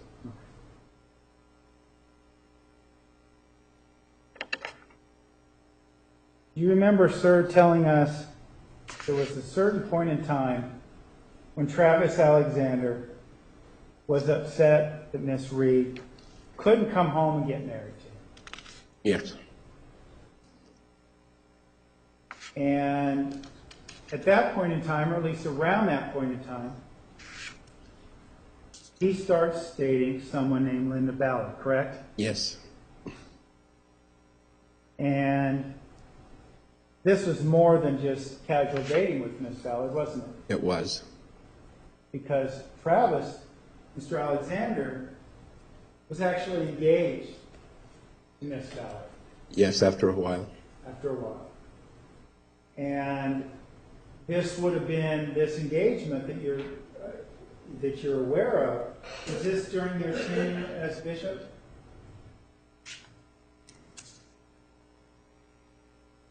I don't recall. I don't recall when it just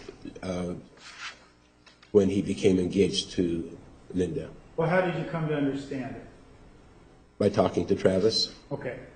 So whether it was in your ward or not, you still maintained a relationship even after you might not have been bishop, right? That's correct. And in that same regard, just for clarity's sake, did you also maintain a relationship with Miss Reed when you were bishop? Not while she was on her mission. Right, I know. When she returned, you maintained a relationship. Yes, Okay. uh-huh. Okay. Whether you were bishop or not, you maintained a relationship. Right. Okay.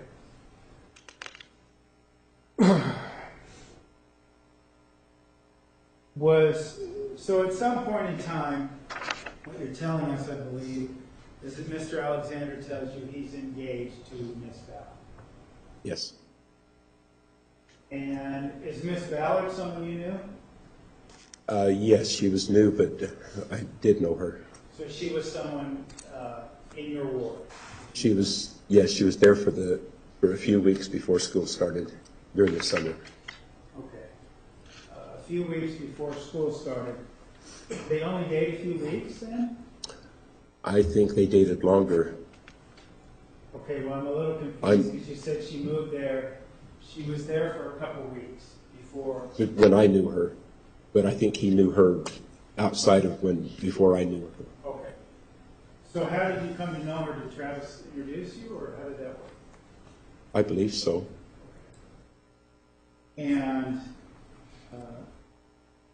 as best you recall, were you still a bishop at that time? Were you Miss Ballard's bishop? I'm not sure. Okay. But when Mr. Alexander introduces you to her, is it as his fiance?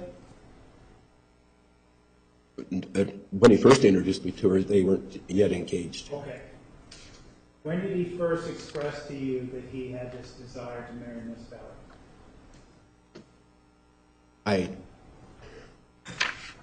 I don't recall the exact time. Was this while Miss Reed was on the mission? Yes. Did you ever have a discussion with the two of them about their relationship, their fitness for marriage, things of that nature? I'm sure I did because I would watch the couples and then we'd talk about their relationship, what their goals were. I'm sorry, what was that last part? And what their goals were, Okay. what their intentions were. Okay. Did you have that same kind of talk with Deanna Reed, Travis Alexander? I believe so. All right, ladies and gentlemen, lunch break. 1:30, please. 1:30, please remember the admonition. Have a nice lunch. All right.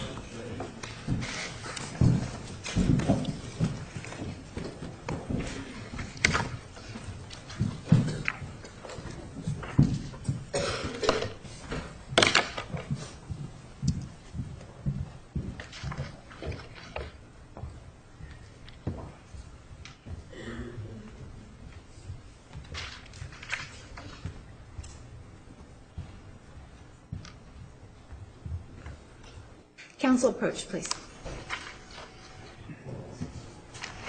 Would you be so kind as to hand that document? Sure. Thank you.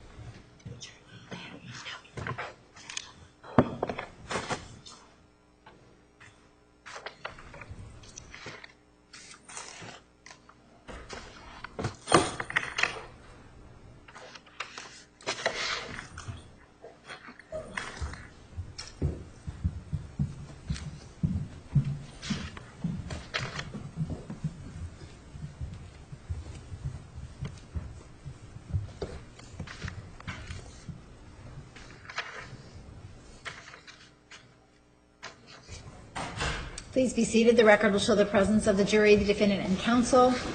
Mr. Norman, you may continue with cross-examination. Thank you, Your Honor. Sir, before lunch, we were talking at some point in time about the home that you lived in, and the layout of the home. Do you recall talking about that this morning? Yes. Is your home a one or two-story home? One. And how many bedrooms? 4. 4 bedrooms, okay.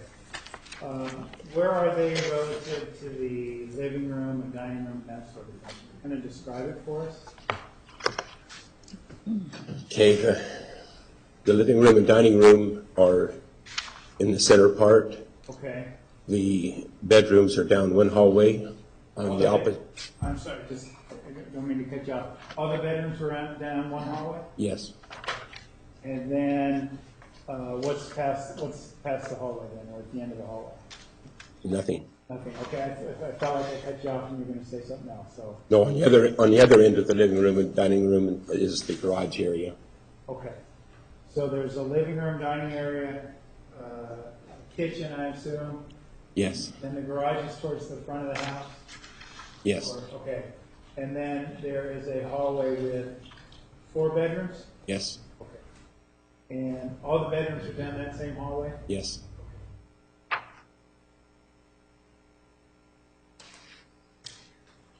Now, sir, do you recall when you received, when you were appointed your church appointed lawyer? Do you remember when that happened? I don't. Okay. I recall, sir, having some dialogue over email with witness number 1 in May of 2013. Yes, Recall that?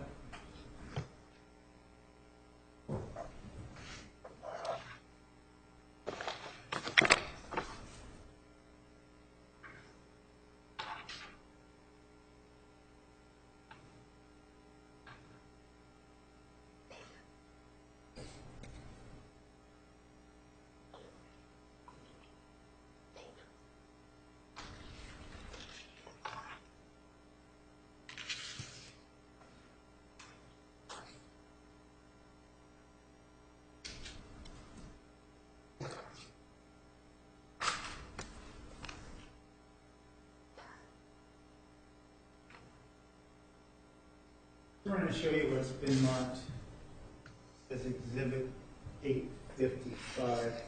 Just, rather than say anything out loud at this point, if you could just be so kind as to review that and tell us if you recognize that document. I do. And what is that document?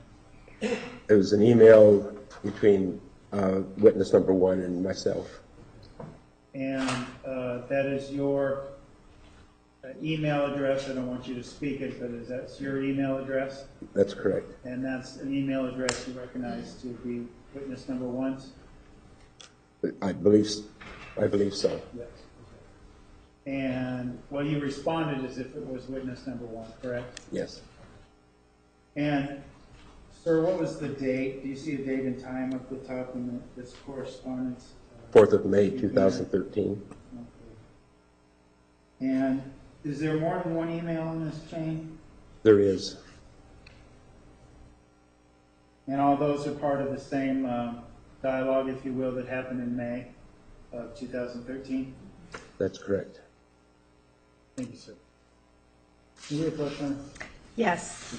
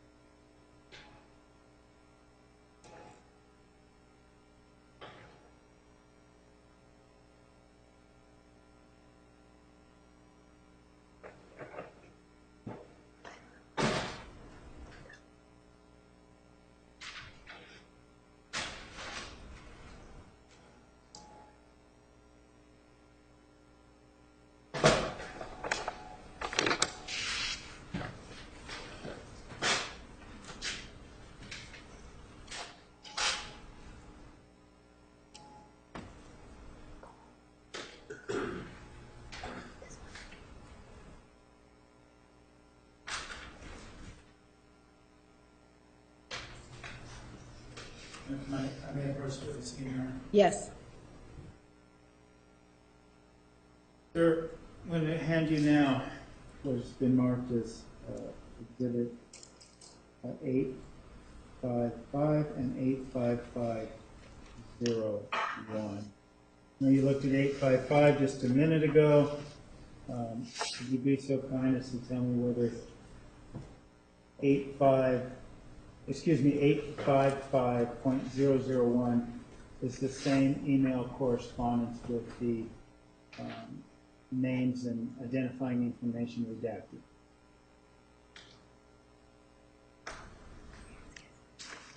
It appears to be, yes. Your Honor, at this time, the defense would move in Exhibit 885.001. 855.001. Yes, Your Honor. Counsel approach.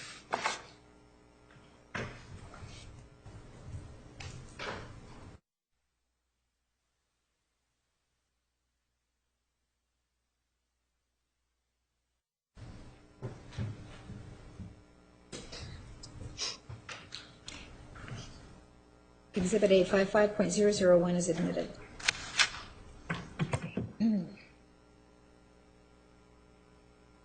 Now, sir, as it relates to this correspondence that we just looked at, you're aware, sir, aren't you, that in European nations they list the day before the month? Yes. Objection, relevance, not a European nation. Sustained. This area of the country is this area of the world, is that witness number one resides in as a European colony, is it not? I don't know. We approach it. Yes.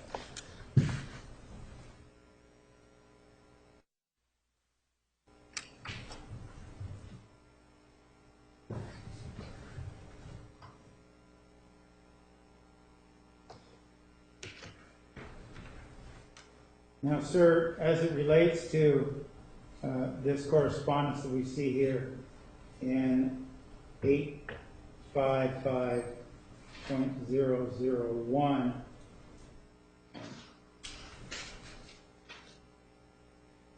this correspondence began on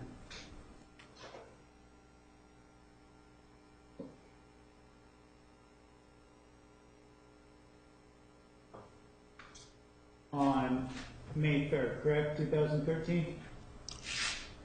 This particular one, I believe on the stream, it was the day before.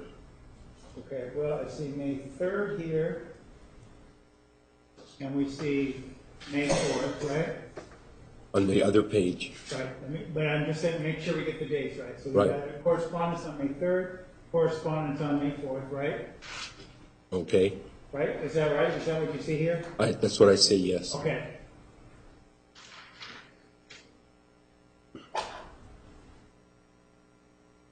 Okay, we have on the conversation beginning on May 2nd. Yes. Right? That's what you're referring to earlier, right? Yes, uh-huh. Okay. And then we have this bit of correspondence happening on May 3rd, right? Yes. Yes. Okay.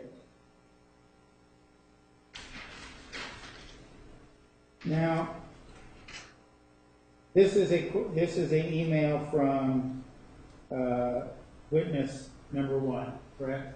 Correct. Someone you know fairly well, and you knew his now wife, right? Yes. Okay. And you don't know what his motivations were for writing this email, do you? I don't. So it could have been that he wanted to correspond with you before you had a chance to have a church-appointed lawyer, right? Objection, speculation. Sustained. And before you had that lawyer, you had the correspondence with him, and he asked you if it was Travis Alexander that was living with you, right? You want to see that? You want to go back to that?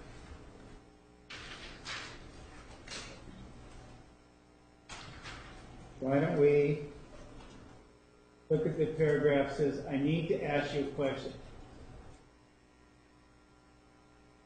when it first came to the U.S., I organized with you to have her stay in your home, right? This Yes. is what witness number 1 is writing to you, right? That's correct. Okay. There was another person living across the hall from her, right?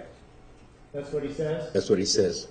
And he asked you, that was Travis Alexander, wasn't it? Right? Yes, That's what he asked you on May 3rd. Right? correct. And you respond to him, yes, it was, yes, it was Travis Alexander who was staying here when you first came there, right? Yes, this was 13 years after the events, and I've tried to, if I'd known that this letter was going to be in this forum, I would have researched a lot more before I You would have altered what you answered I would have because you might be called upon it out here in this forum. Is that what you're telling us? I would have researched the facts, but now I know that Travis was not there at that time. So, well, wait a minute. Earlier today, a moment ago, earlier this morning, you told us that he was. You told us Objection that he was misstates at his the same testimony. time. Pardon? Objection mistakes his testimony. Overruled. You may answer. This morning, you told us that Travis Alexander and witness number 1, so I did live there at the same time. I did not. That they lived next to each other in the down the hallway, not across the hall. You took issue with across the hall, but they were down the hall. No, I've tried to remember, and I do remember that Travis was gone in August, and witness number 1's wife did not come until November, December timeframe. That's what you're saying now, not what you said here before you got your church-appointed lawyer sitting right in the front row, right? Objection relevance. I'm sorry, I didn't hear your. Relevance. Objection. Sustained. All right. We were talking about, sir, your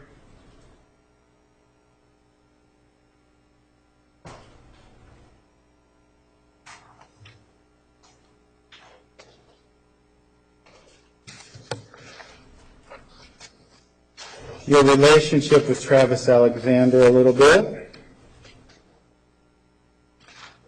And we were also talking about the timing of your Mr.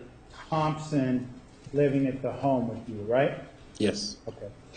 And one of the things you recall telling us in the interview, you gave us an interview last week. Do you recall that? yes, And one of the things you told us is that, and we covered it how this would be possible, but one of the things you told us is that Mr. Thompson lived there before he got married, right? Objection. Argument. Covered it how it couldn't be possible.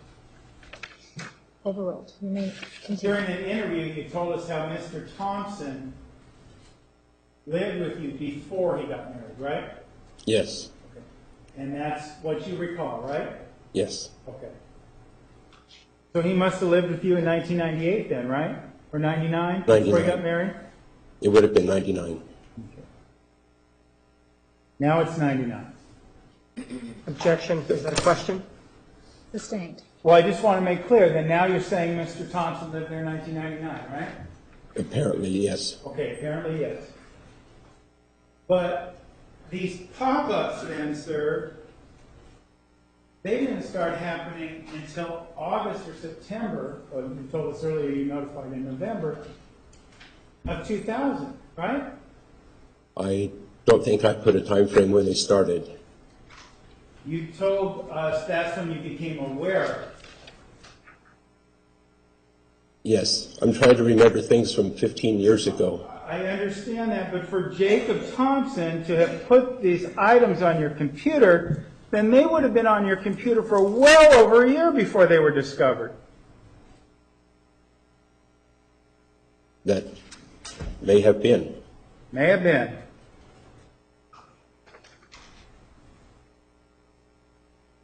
The pop-ups didn't come up every time you got on the. So there's no question before you. Thank you. Now, your relationship with Mr. Alexander. We were talking about that he was engaged to Linda Ballard and that he and Miss Ballard had a similar conversation regarding their mutual desire to marry each other that Mr. Alexander had with Miss Reed, with you before Miss Reed went on her mission, right?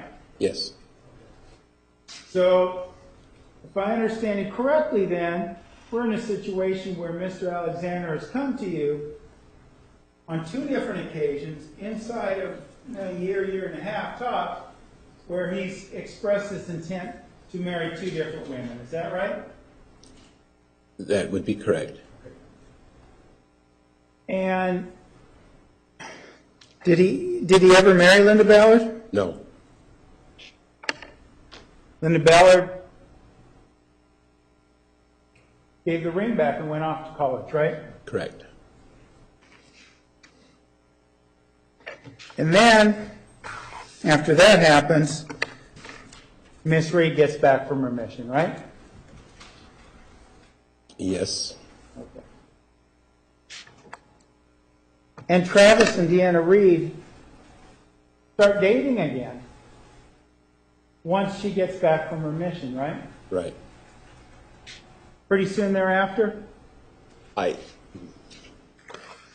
don't recall exactly when they started, but they were friends and would have seen each other, I'm sure. I'm sorry, what was that, sir? I don't recall when they started dating. But to your knowledge, let me ask you this. They maintained a relationship when she came back, right? Yes. And you may have not been privy to the scope of it, but you knew that there was a relationship, right? Yes. Okay. At some point in time, you remember them dating, right? Again? Yes. Okay.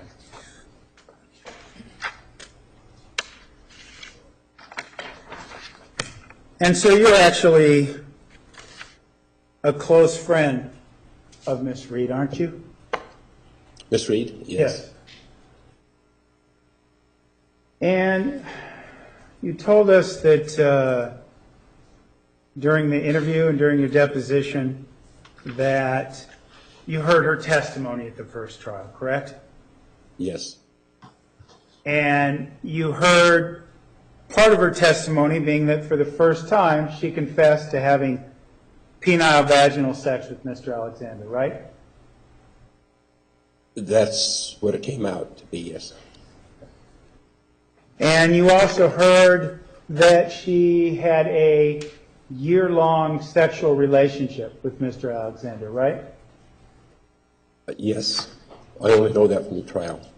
Excuse me? I only know that from watching the trial. But based on that prior testimony, you learned, if she was giving truthful testimony, that the sexual relationship was over a year in length, right? Objection, argumentative, if she was giving truthful testimony. Sustained.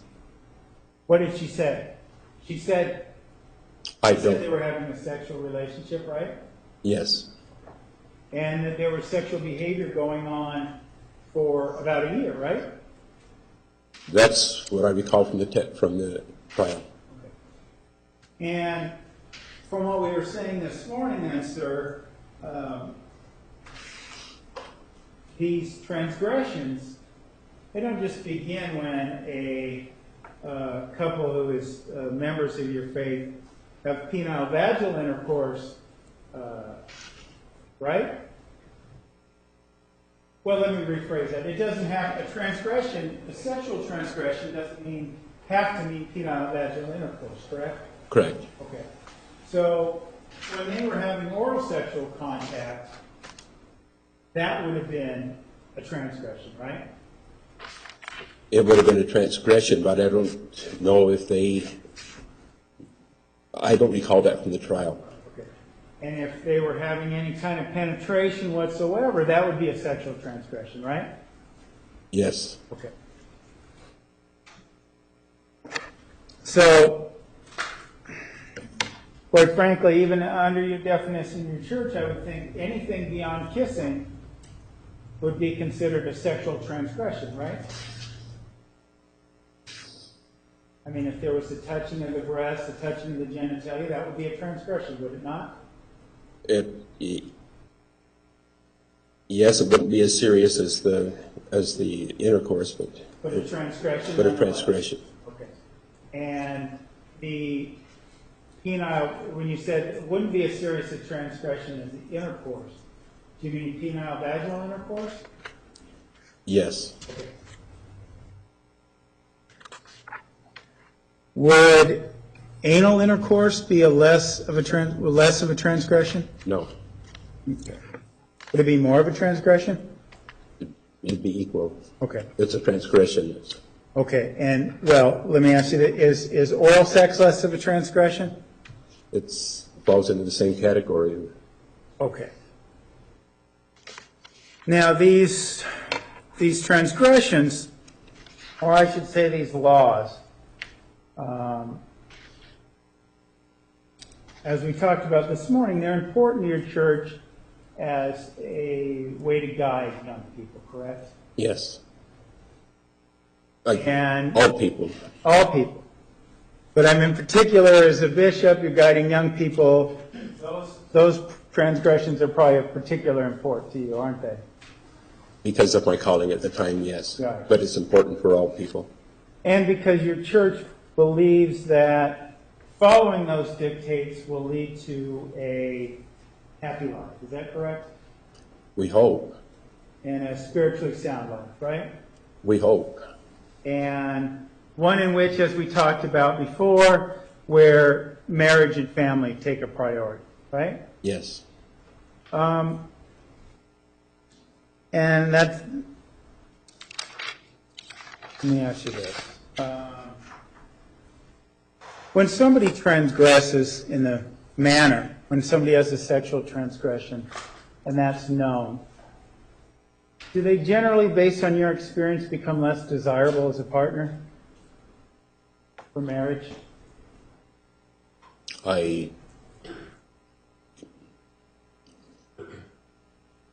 There's many circumstances. I can't answer that one Okay. with a blanket answer. Well, let me ask you something. Is Deanna Reed ever married? No. Did she ever have any children? No. Not that you're aware of? None that I'm aware of, I should say. Okay. You think you'd be aware of her having children if she did? Probably.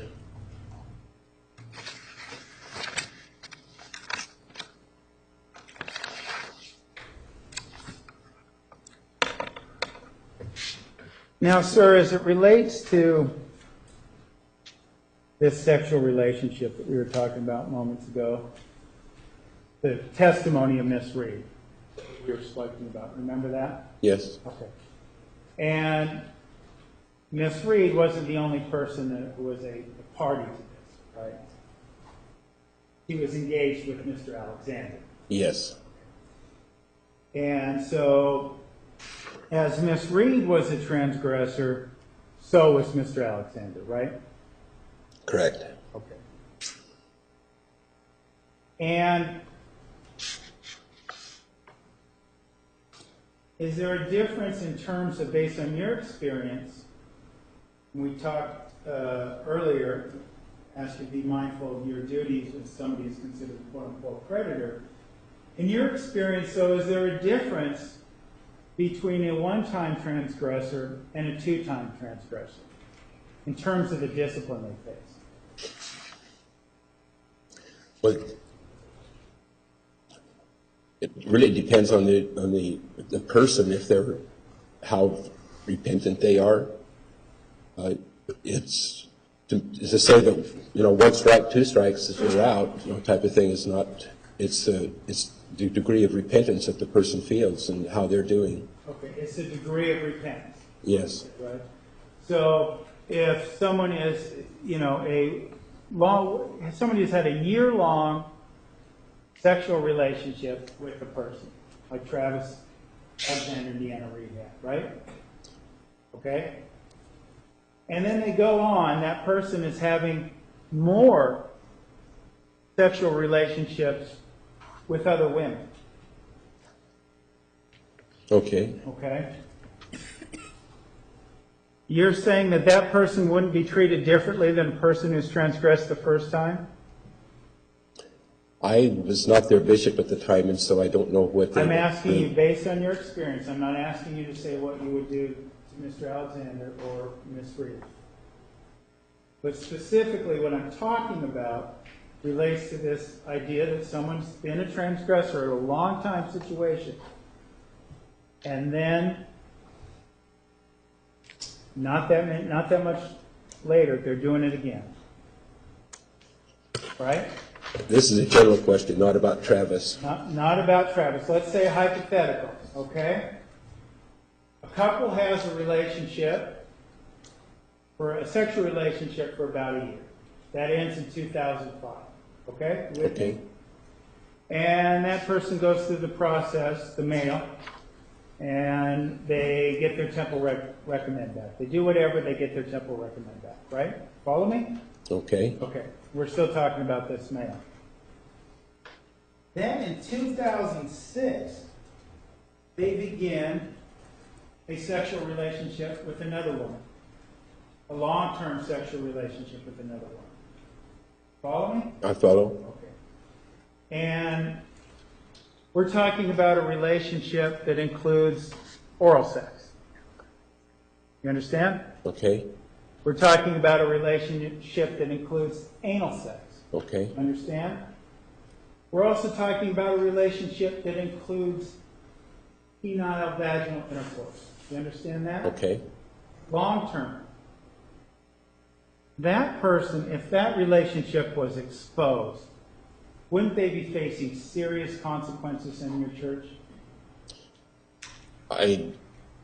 Yes, but they would have to go to the bishop or the stake president and explain and talk about what they've been doing and why they're involved and why they can't stop, and then would it be more severe? It depends on the bishop at the time. So you're saying your church would look at someone who is a second time, long-term sexual transgressor any differently than a first-time person who made one mistake? Having not been the bishop at that time, I hesitate to say what he should have done because that's up to him. I'm not asking you what somebody should have done. I'm asking you based on your experience, asking real particular questions, okay? Based on your experience as a bishop and a stake president, would that person be subject to more harsh discipline? Objection asked and answered. Overruled. You consider the number of transgressions that he's had over the period of time that he's had, and yes, that would raise a flag. That would raise a flag. And in terms of, apart from having a temple recommend taken away, what are other things that could happen to a person that transgress and repeatedly transgress? There would be different types of probation that would be placed upon them, possibly. Different types of probation, what do you mean by that? They could have a probation where they wouldn't participate in the church activities for a while. There could be other types of... Meaning they can't go to church, is that what you mean? They can't participate in the activities. They can't partake of the sacrament, for example. Okay, Or give a prayer or talk in church. okay. Couldn't even talk in church? Not to deliver a message to the congregation. Okay. What other restrictions could be imposed upon such a person? If it becomes severe enough, they'd be either disfellowshipped or excommunicated. You said disfellowship or excommunication? Yes. What does disfellowship mean? It's a type of probation that where it's not as severe as the excommunication, but they're put on probation for a longer period of time than just a regular probation. It's a longer period of probation, disfellowship? For disfellowshipment. And if someone receives a disfellowship, what happens to them? They still have their membership in the church, but they're not able to, like I said, speak in church as a, speaking to the congregation, giving a talk, give a prayer, or partake of the sacrament. Okay, well, that's, I guess I'm trying to get an understanding of how disfellowship is different than some sort of suspension or things like that you spoke about earlier. With an excommunication, their records are removed. What's that? With an excommunication, their records are removed from the church. But how is disfellowship different than other sanctions? You spoke, and I forget the word you used about other sanctions. About not taking the sacrament, that sort of thing. Okay, that could be a probation. Probation. Okay, how is a disfellowship different than a probation?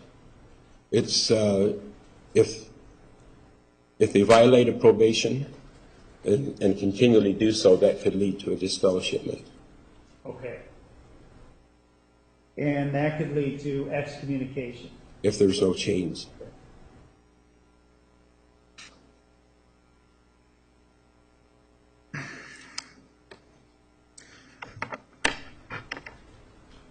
What about if this individual was engaging in this sexual conduct with more than one woman? Follow me? The same individual. Okay? Okay? He's engaging in a sexual relationship with one particular young lady, but he's engaging in sexual relationships with other women. Okay? Follow me? I follow you. And he's talking to married women about sexual material. You follow me? Okay? And he is watching pornography. Follow me? Follow you. Okay. What could happen to that person if those things came to light? He would... I can't speak for the church in total, but I can tell you from my experience that he would probably be called into the bishop or the stake president and determine if they need to have a more strict probation put on him. More strict than simply a temple recommend being revoked? Yes. Okay. And these sanctions that you speak of, sir, it would appear that, while they may not be broadcast, they're not secret. People know of it. People can see that someone doesn't take the sacrament or can see that they can't give talks in church. Is that correct? Yes, but I need to explain there's a lot of reasons why a person may not partake of the sacraments. It may not be, maybe they don't feel like they're worthy that day.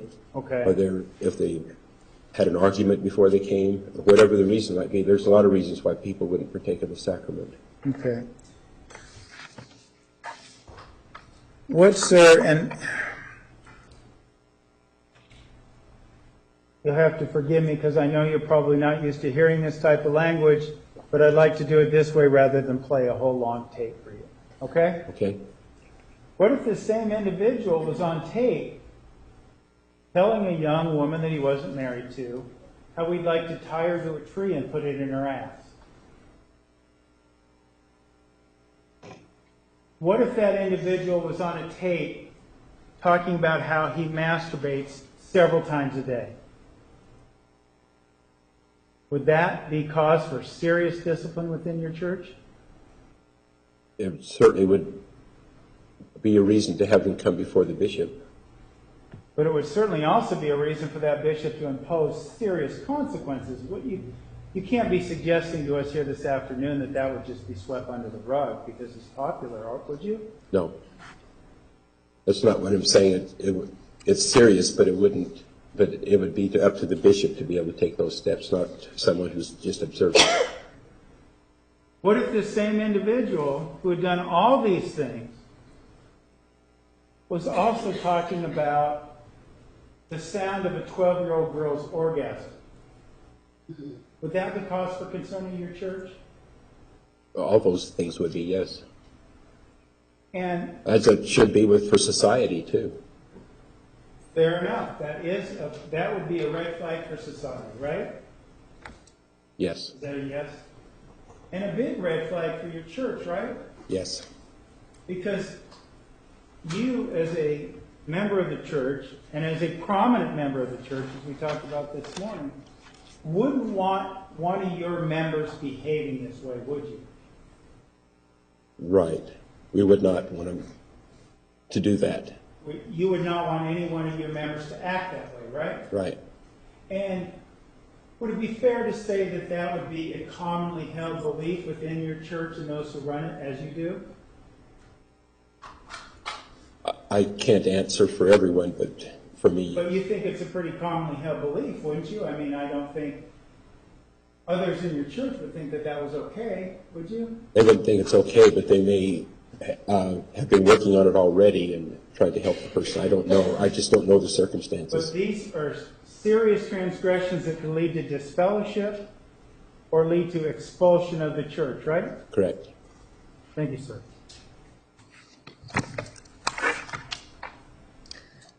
Redirect. Sir, one of the things you were asked about was a deposition on questions that you were asked under oath back on August 1 of 2014. Do you remember about that? Yes, I do. Where did that deposition take place, sir? Here in Phoenix. And when you say here in Phoenix, was it in this same courtroom or was it somewhere else? I don't recall. I know it wasn't in the courtroom. It Was it in was. this courtroom here like No, this? no. Objection, Your Honor. May we approach? Yes, you may.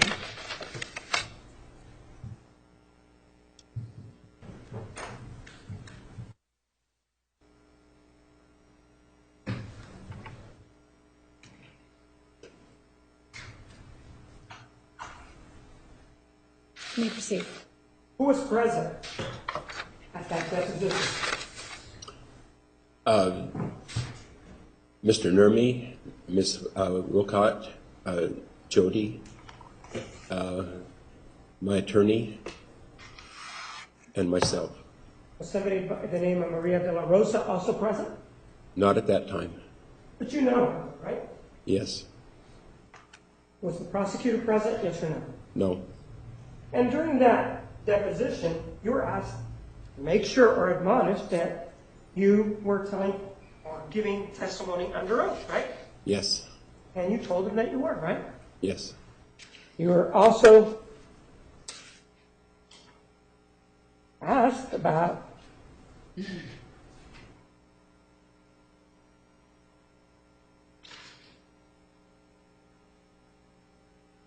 whether or not your lawyer had asked you to withhold any information, weren't you? Objection beyond the scope was not asked.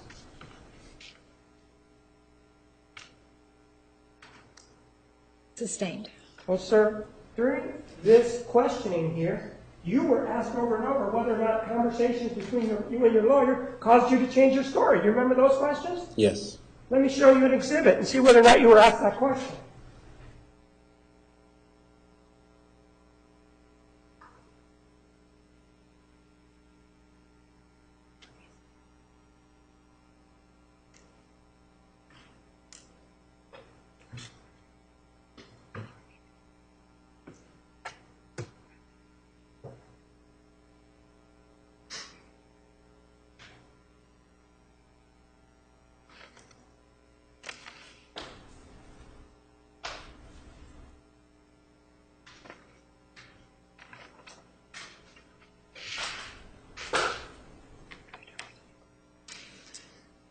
Take a look at Exhibit 856, and specifically at page 19.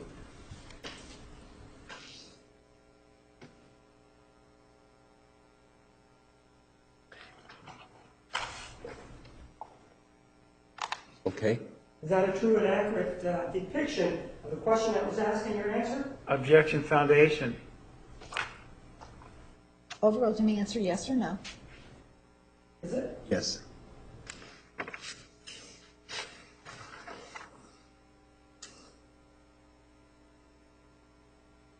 I move for the admission of Exhibit 856.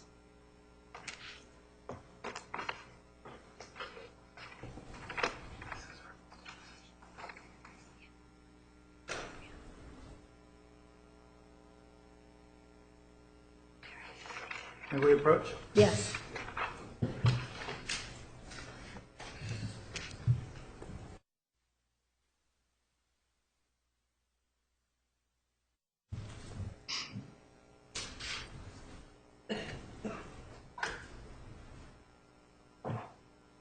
Exhibit 856 is admitted.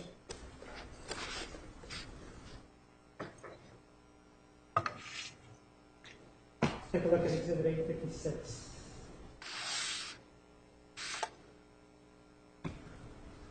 Question was asked. There doesn't seem to, before we get into some of the substance that I'm sure you are aware, I want to talk to you about, has anyone within your church, excluding council, advised you to hold back any particular information or not be forthcoming with any bit of information? That was asked of you, right? Yes. Who asked that of you?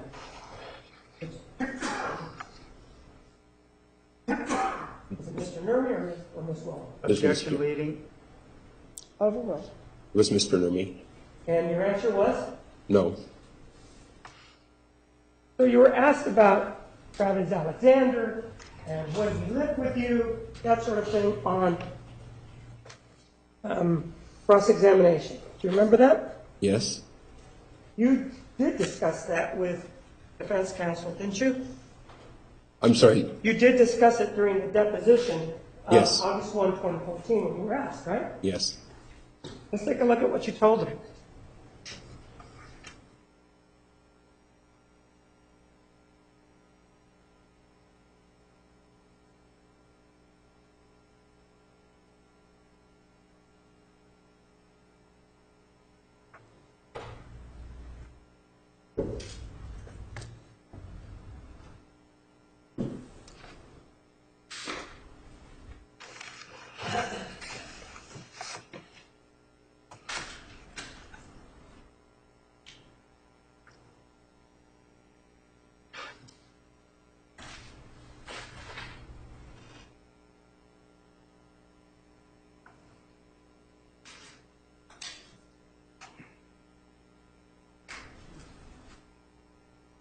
Take a look at exhibit number 857.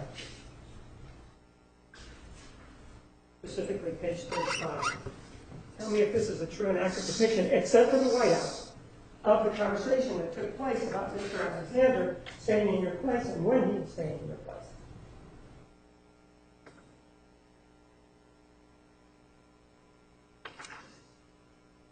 Is it? Yes.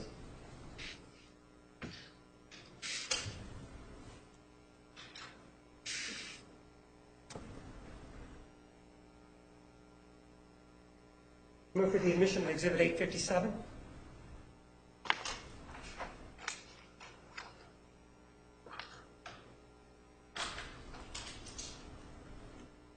May we approach, Your Honor? You may.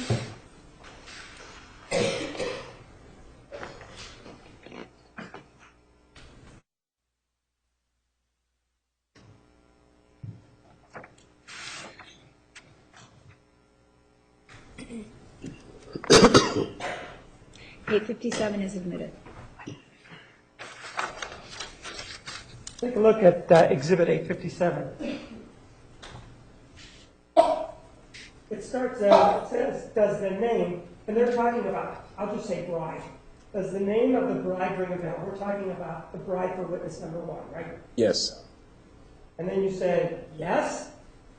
Who is Miss Bride? It's asked you, right? Mm-hmm. And then you answered, she moved after Travis moved out, she moved in.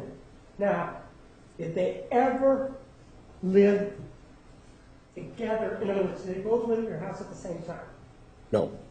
At the time of these pop-ups that are being discussed, was it at the time that Miss Bride was there, or was it a different time that the pop-ups were brought to your attention? Objection beyond the scope.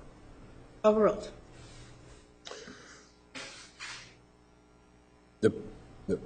The pop-ups that Mark brought to Let's put it this way. Isn't it true that the pop-ups were brought to your attention by witness 1, isn't that? Yes.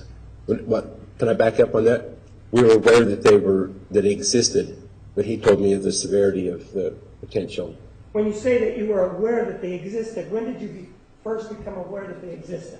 It had been for a while, and we just click on them to get out of them. So these pop-ups have been there for quite some time then. Yes, And this witness number one then brings it to your attention again. yes, And this was the time when his bride-to-be was living with you. yes, And at the time, you're telling us here, it was Travis Alexander living in the home at the same time as the bride was. Objection, compound question, leading. Overruled. To me, answer. What was your answer? no, And then you say, her father is a bishop in this country that was named, that was European or whatever, right? okay, And he was, he and his wife are concerned about her coming to meet a guy by the name of witness number one, who was a member of the Singles Ward, right? right, This,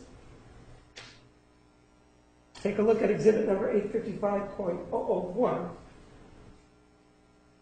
This right here from witness number one says, I need to ask you a question. When my wife first came to the U.S., I organized with you to have her stay in your home. Did witness number one organize anything for her to stay in your home? he may have mentioned it to her parents, but Is that the organization that it took to get her? Objection, calling for speculation. Overruled. Is it? that's probably what he did, was talk. What did you do? I'm asking, did he do the whole thing or did you do the whole thing? Objection, calling for speculation. He doesn't know what witness number one did. Sustained. What did you do to facilitate this? In speaking with her parents, I said that she could stay with us, could be a safe place that they were looking for. Did witness number one ever come to you and say, hey, Anne, I'd like to be staying with you? Objection as to relevance beyond the scope. Overruled. I don't recall him doing that. Right? Let me ask you, there was another person living with you, living there across the hall from her, right? That's what it says, right? That's what it That's says. witness number one's words written down, right? Yes, He doesn't know who it was, does he? Objection, leading. Calls for speculation. Sustained.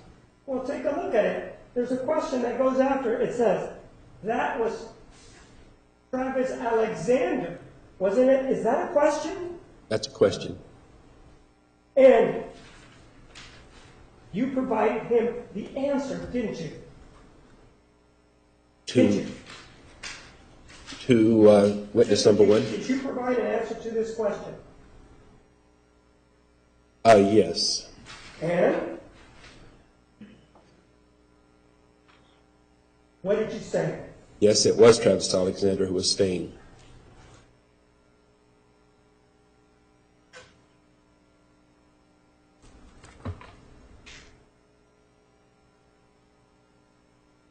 You were asked on a number of occasions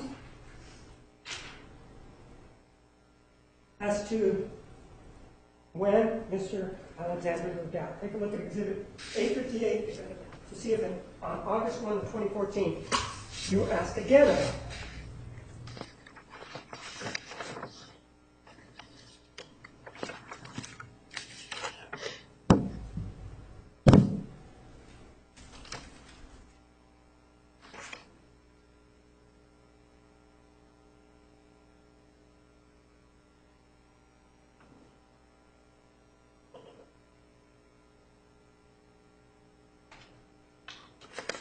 Okay. Is that a true and accurate depiction of the dialogue between you and defense counsel as it applied to that particular issue as to when Mr. Alexander moved out and when the bride-to-be moved in? Yes. Move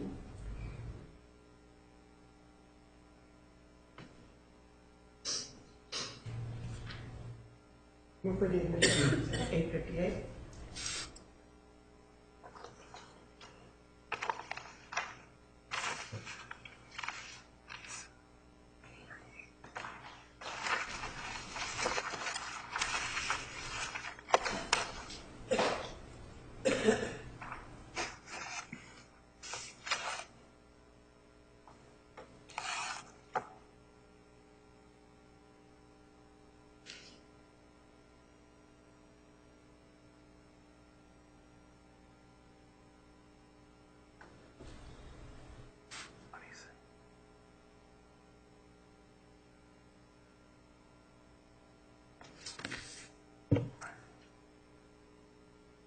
Same 106, objection, Your Honor. Exhibit 858 is admitted. The objections overruled.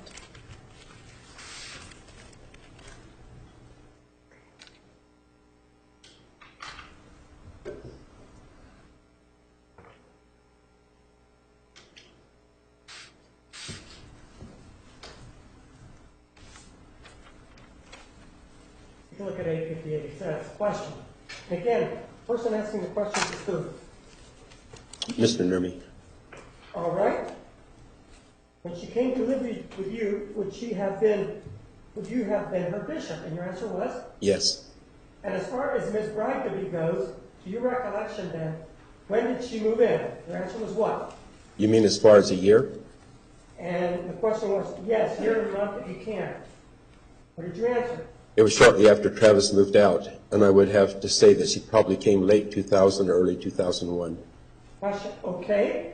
Before we get into a little more Miss Bride-to-be, when Mr. Alexander moved out, where did he move to your understanding?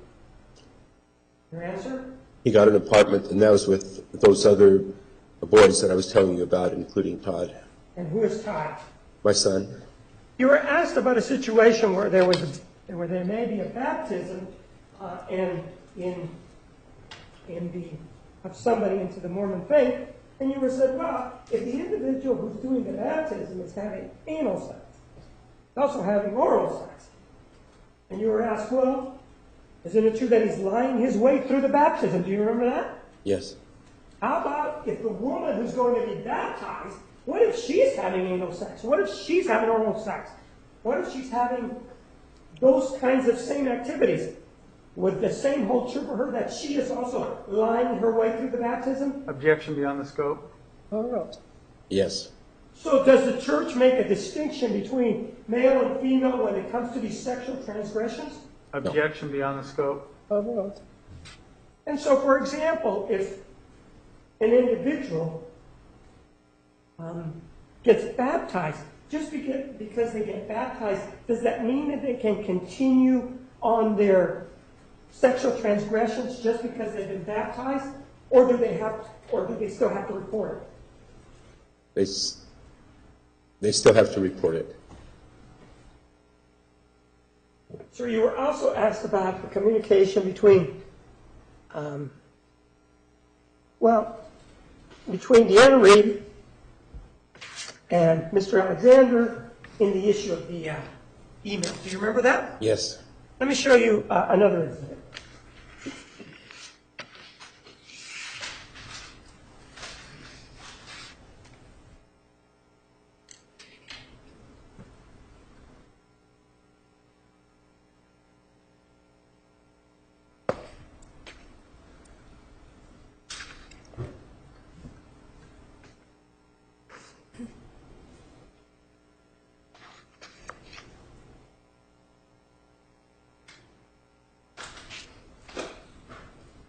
Take a look at exhibit number 860, and specifically page number 77.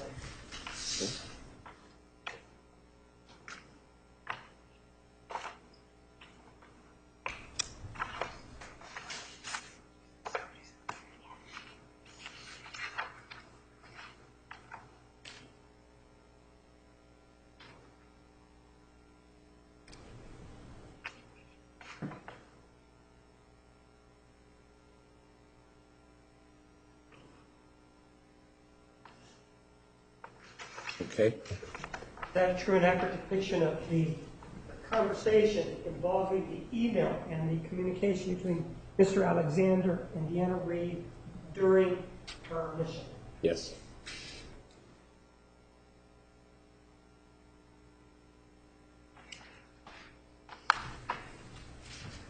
Look for the edition of exhibit 860.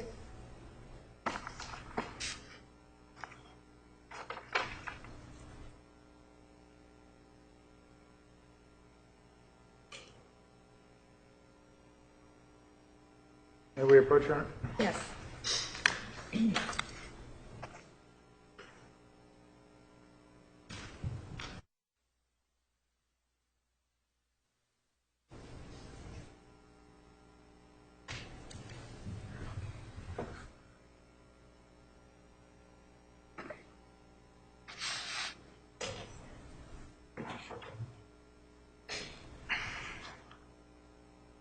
Let's take a look at Exhibit 860.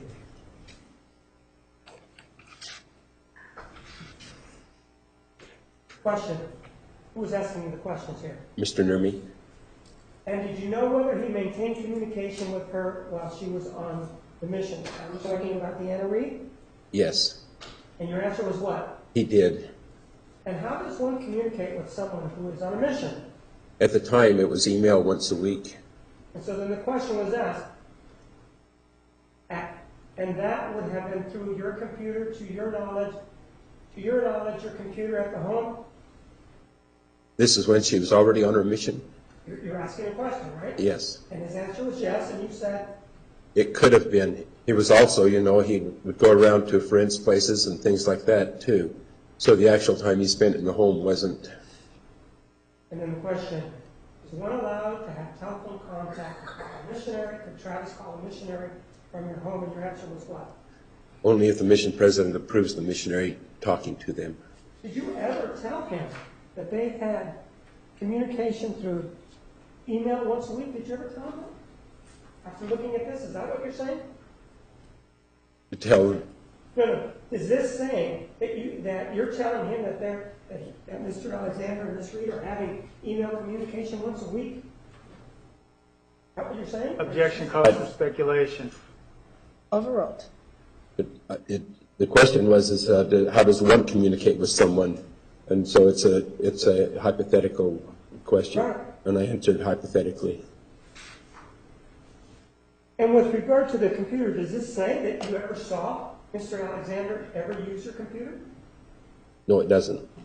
With regard to the time that Mr. Alexander was staying there and who was staying there, you indicated that, well, with regard to Exhibit 855.001, that you didn't, when you answered that, did you go back and check the times that Mr. Alexander was living in your home before you answered the email from witness number 1 about who the individual was?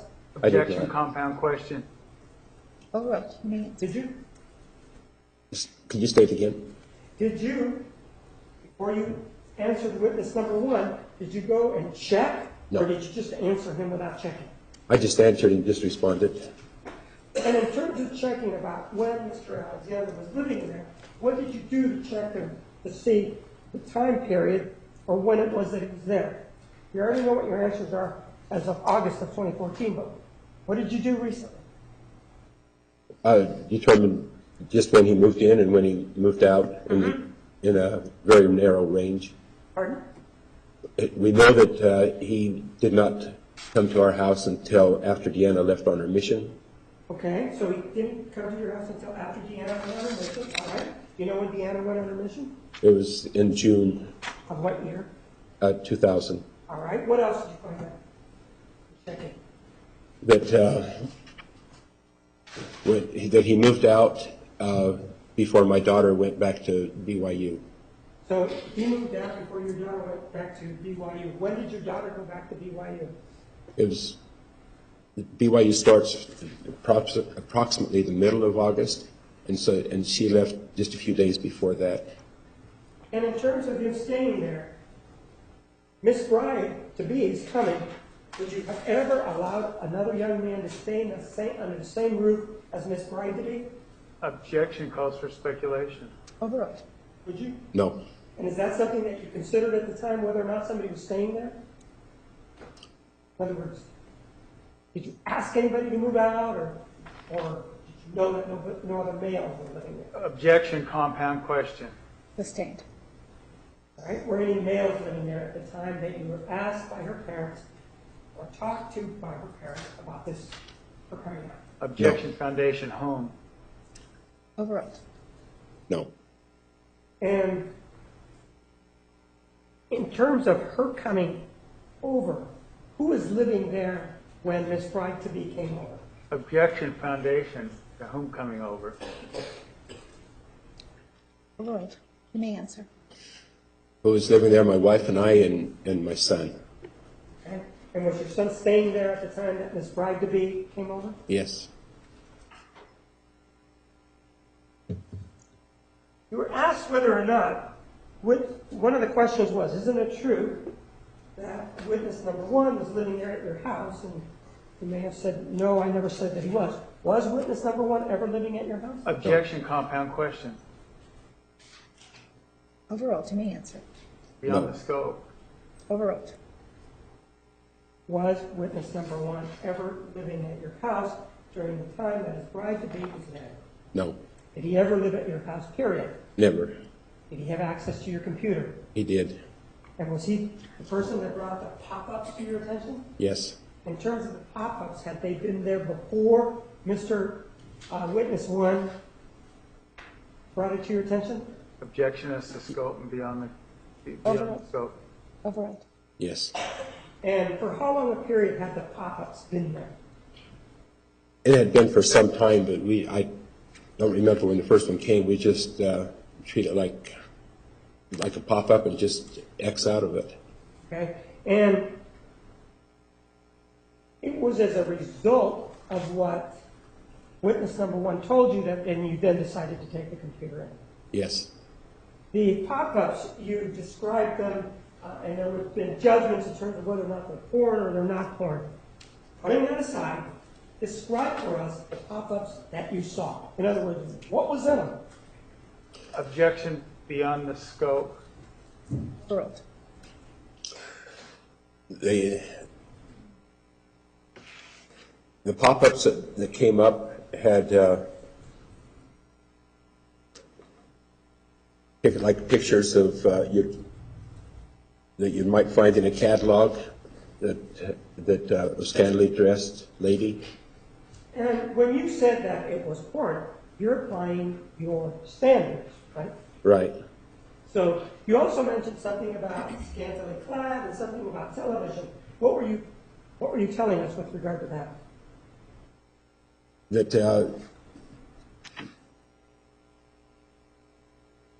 today on television today we see a lot of things that would not have been even considered serious compared to those pop-ups. In other words, what you see on TV is more risque than what you would have seen in those pop-ups? Objection foundation as to what he's seen on TV. Sustained. Well, you watch TV, don't you? Yes. Objection beyond the scope. Overruled.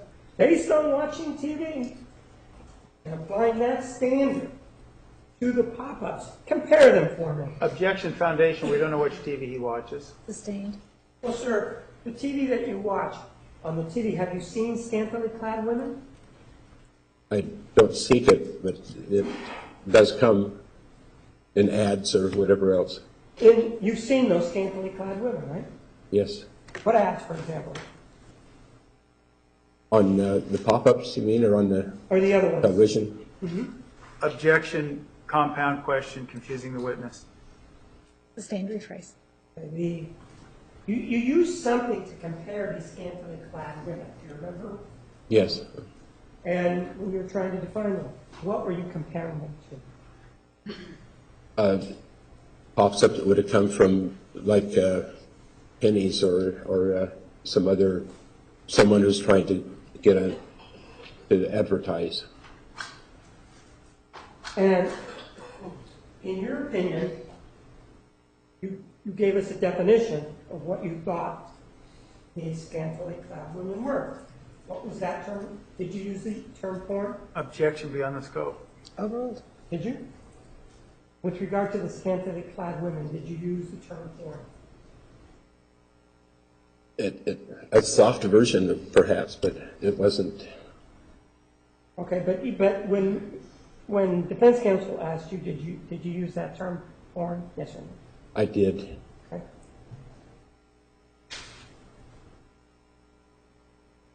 This individual, Jacob Thompson, did he live with you at some point?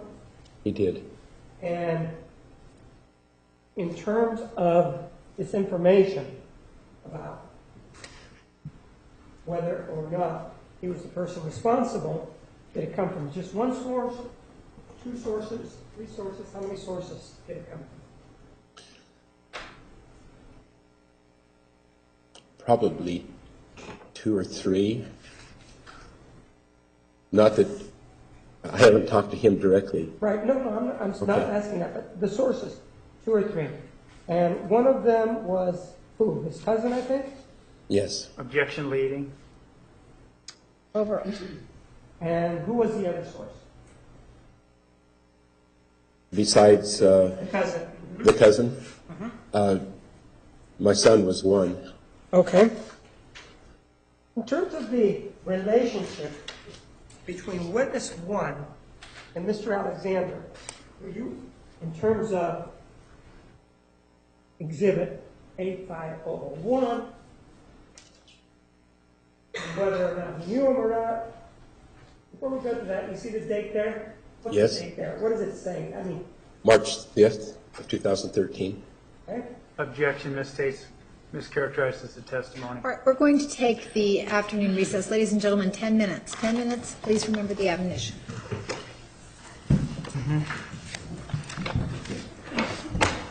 All rise.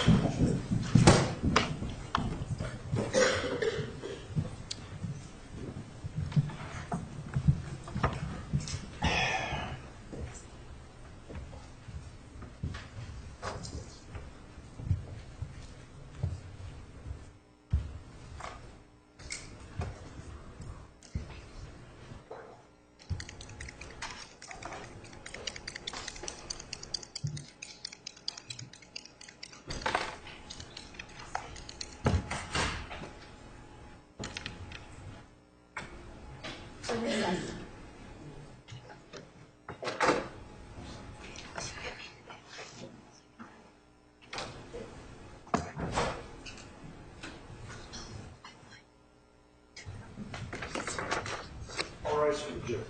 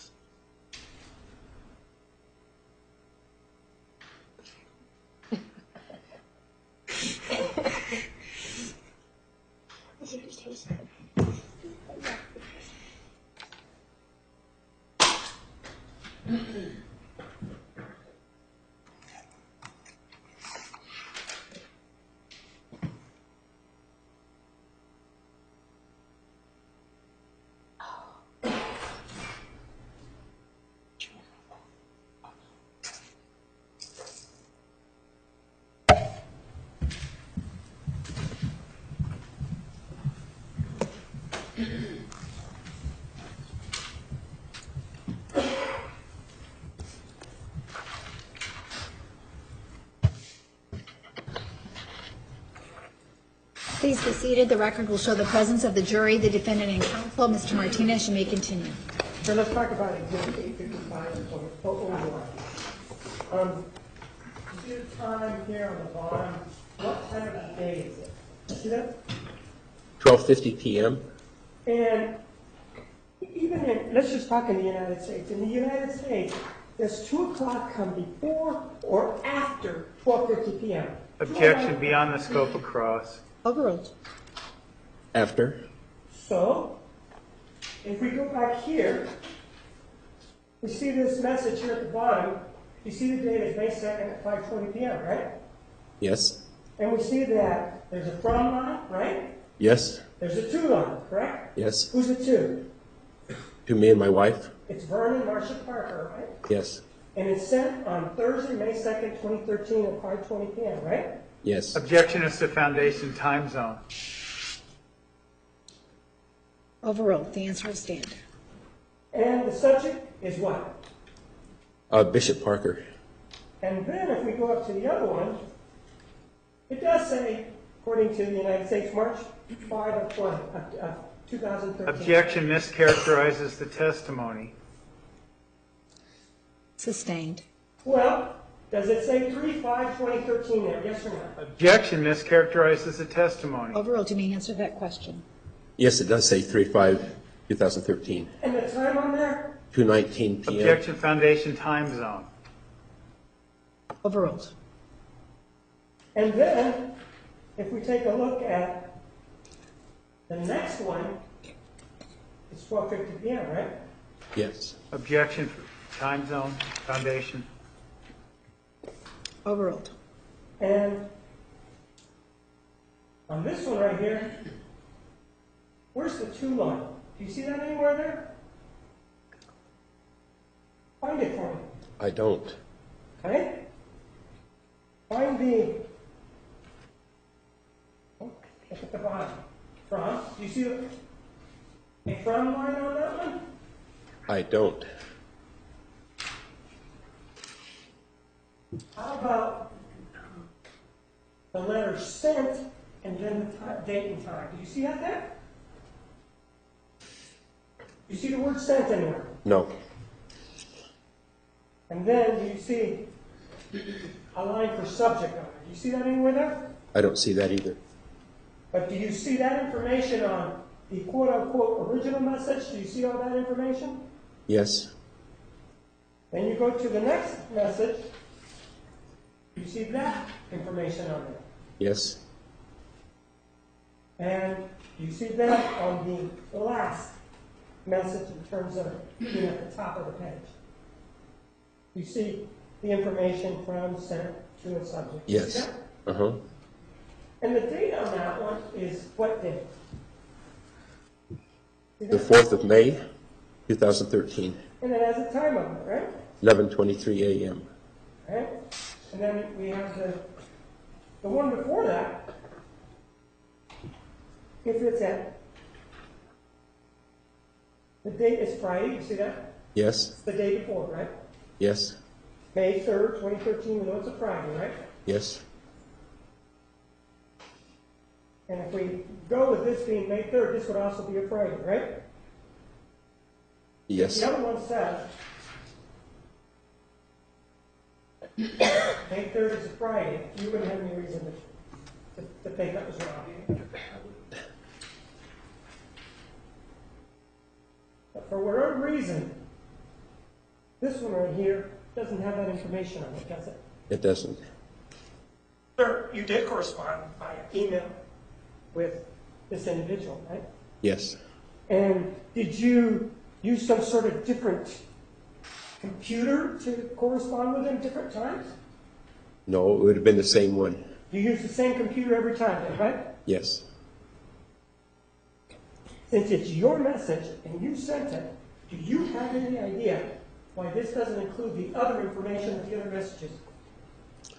I don't have Objection, foundation as to knowledge of email systems. Overruled. You may answer the question. I don't. Sir, I want you to take a look at Exhibit 861. Does this talk about the relationship, whether or not they were friends, between witness number 1 and Travis Alexander? Take a look at Exhibit 861, page 93.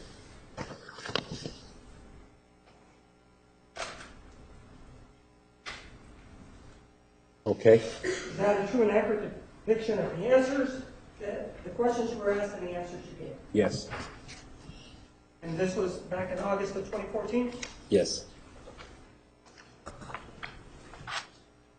And look at the admission of Exhibit 861.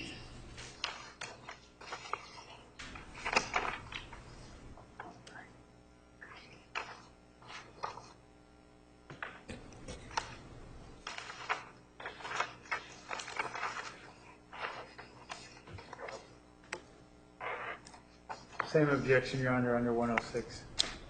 Overruled. Exhibit 861 is admitted.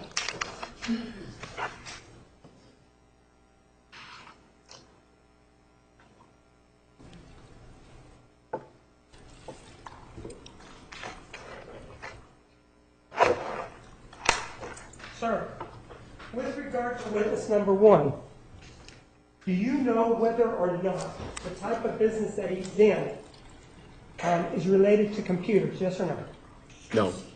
And you know whether or not he, back then, or at any time, he had some familiarity with computers? Objection beyond the scope of cross. Overruled. Could you restate that again, please? Was he good with computers? Yes, he was. How do you know that he was good with computers? Objection beyond the scope of cross. Overruled.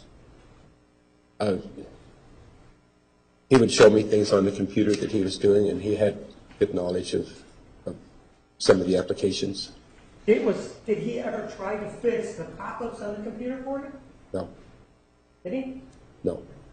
Take a look at Exhibit 861, and now it says it's by Miss Wilmot. Do you see that? Yes, And the question is, she asked you,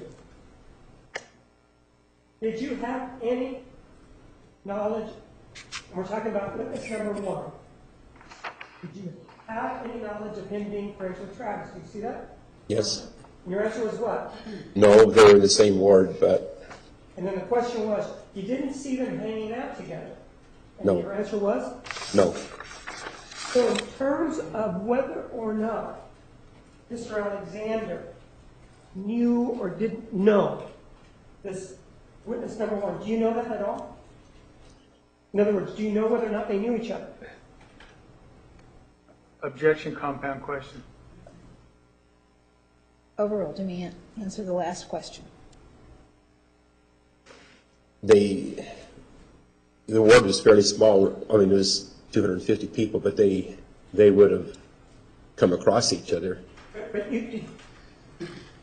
well, did you ever see them together? Objection, asked and answered as to their Correct. relationship. Overruled. Did you ever see them together? No, Did you ever see witness number 1 ever together with Deanna Reed? I don't Objection recall. beyond the scope. Overruled. I don't recall seeing them together. And when Mr. Alexander took up with Miss Linda Ballard, was that something that he kept hidden? Or was it something that was out in the open? It was out in the open. And when you were interviewed back in August of 2014, did you indicate to them the same thing, that he was out in the open about it, wasn't he? Did you tell him that? I believe. Take a look, then.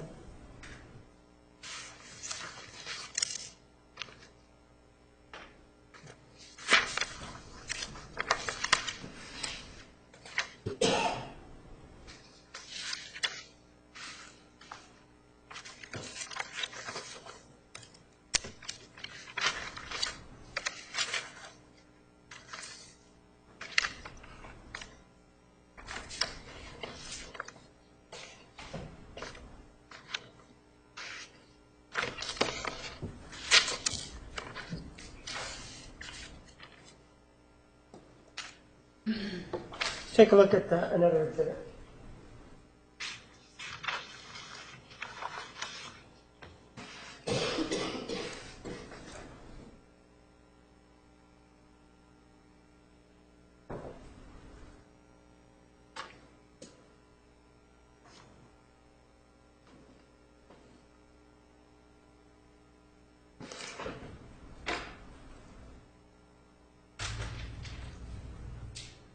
Take a look at exhibit number 862. It's, page number 83.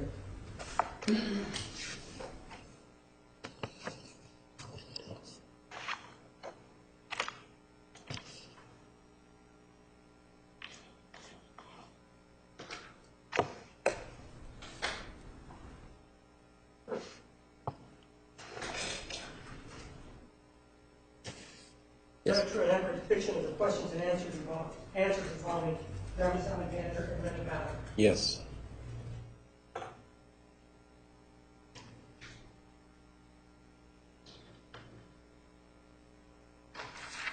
Move for the additional exhibit 862.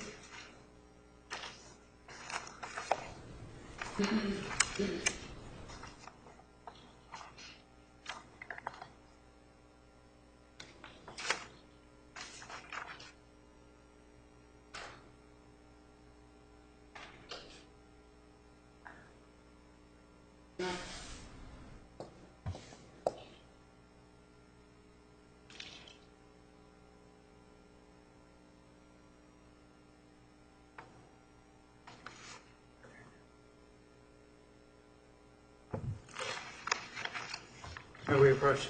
Yes.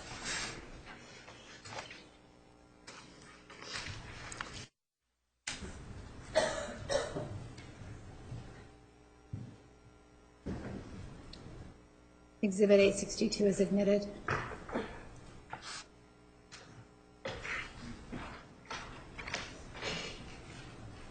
Take a look at Exhibit 862, and here's a question. Do you know of a time when Ms. Reed and Mr. Alexander ended their relationship? Can you answer? I'm trying to put it into perspective of time. At the end, I know he dated one other girl. In fact, they wanted to become engaged. The question was, okay, who was that? I think it was, I'm trying to remember her name. I think it was Linda Ballard, I think. The question was, and he advised you of this, or? Oh yeah, he was open. My recollection is when you asked if he was dating someone else, it got me thinking, so it brought that up. So one of the other questions that you were asked about was if there was something that was not good towards the community, that you would take some action. Do you remember that? Objection mischaracterizes the question and it's beyond the scope. Overruled to me, answer yes or no. Yes. And, sir, if that computer you had seen any child pornography on it, would you have done something about it? Objection calls for speculation beyond the Overruled. scope. Overruled to me, answer. Absolutely. And was there any child pornography on your computer? No. I don't have any other questions. All right, we have 2 juror questions. Counsel, please approach.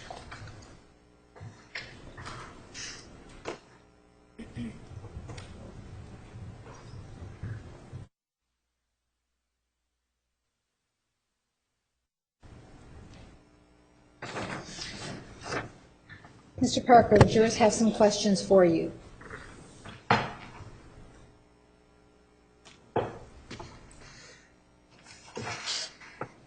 Is a person committing sexual transgressions worthy to be baptized into the church? I didn't catch the first part of that. Is a person committing sexual transgressions worthy to be baptized into the church? No.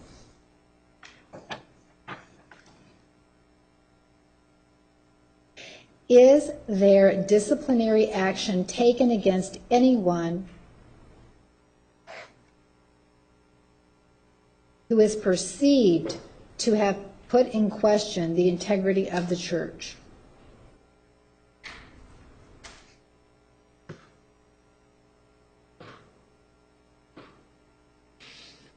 Would you mind reading that once more, please? Is there disciplinary action taken against anyone who is perceived to have put in question the integrity of the church? I'm not aware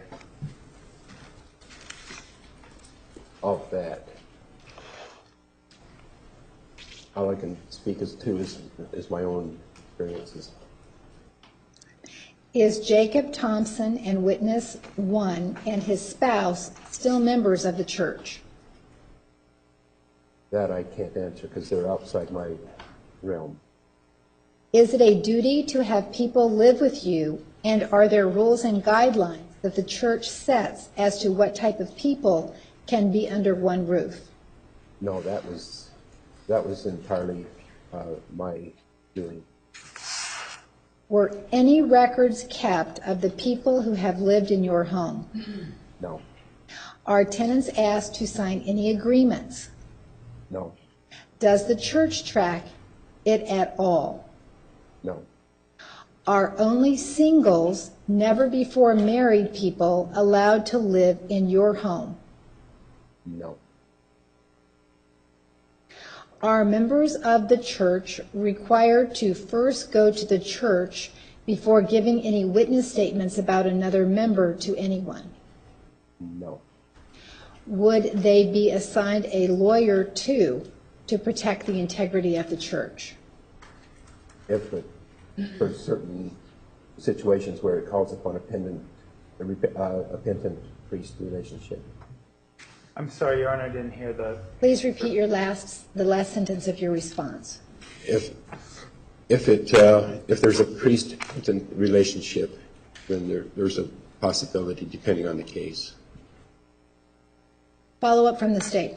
So with regard to this issue of the church and that sort of thing, one of the things that, the reason for the lawyer here is that because, are you here as a spokesperson for the church? No, So that's something that you have to safeguard against. You're speaking only personally from your perspective, right? that's correct. And in terms of the communications between other church members and you, are those, according to the church, safeguarded and sacrosanct? Objection vague. Which communications, what type? Rephrase. You were a bishop at one point back in 2000, weren't you? Yes, And were you a bishop in 2001? yes, And you served as a bishop, what, 24 hours a day? yes, So anybody that came to you, are their conversations protected yes, as the church views it? yes, And you are you not permitted to disclose any conversations that you had with people while you're a bishop? Right? if it had to do with a repentant situation, definitely, And is that part of the reason why you have your lawyer here? yes. And this lawyer, did you go out looking for him? No, Did you go to the church and say, hey, I've been subpoenaed to do a deposition? Did you tell him that there was a deposition that was scheduled? yes, And did they then appoint a lawyer for you? Objection leading. Overruled.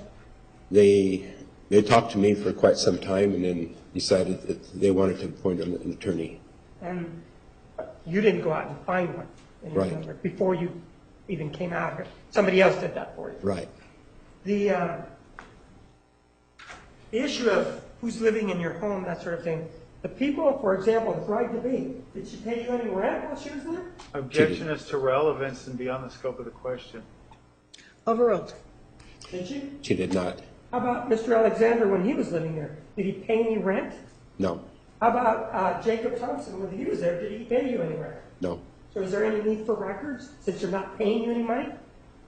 no, Are you doing this out of charity or some other reason or just charity? Objection, compound question beyond the scope. Sustained.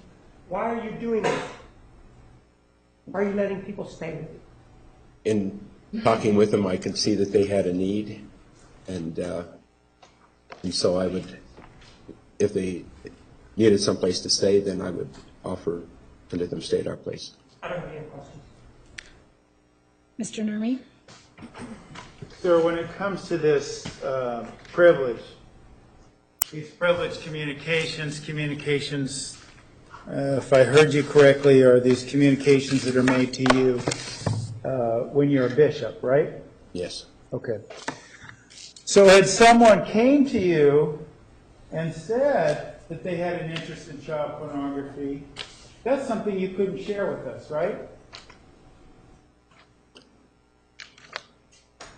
depends on if they had an interest is different than if they had transgressed something. Okay, if it, would you agree that if someone was looking at pornographic materials, whether they're child pornography or adult pornography, that that would be a transgression, right? On Right? your computer. Objection beyond the scope of the questions. Overruled. Overruled. That would be a transgression, right? Yes, Okay. And the person comes to you and says, Bishop Parker, I've transgressed, I've sinned, whatever they say. I've been looking at pornography on your computer. Okay? You follow me? okay, Okay. What you've told us, just based on the questions that were just asking you, that would be a privileged communication, something you couldn't disclose, correct?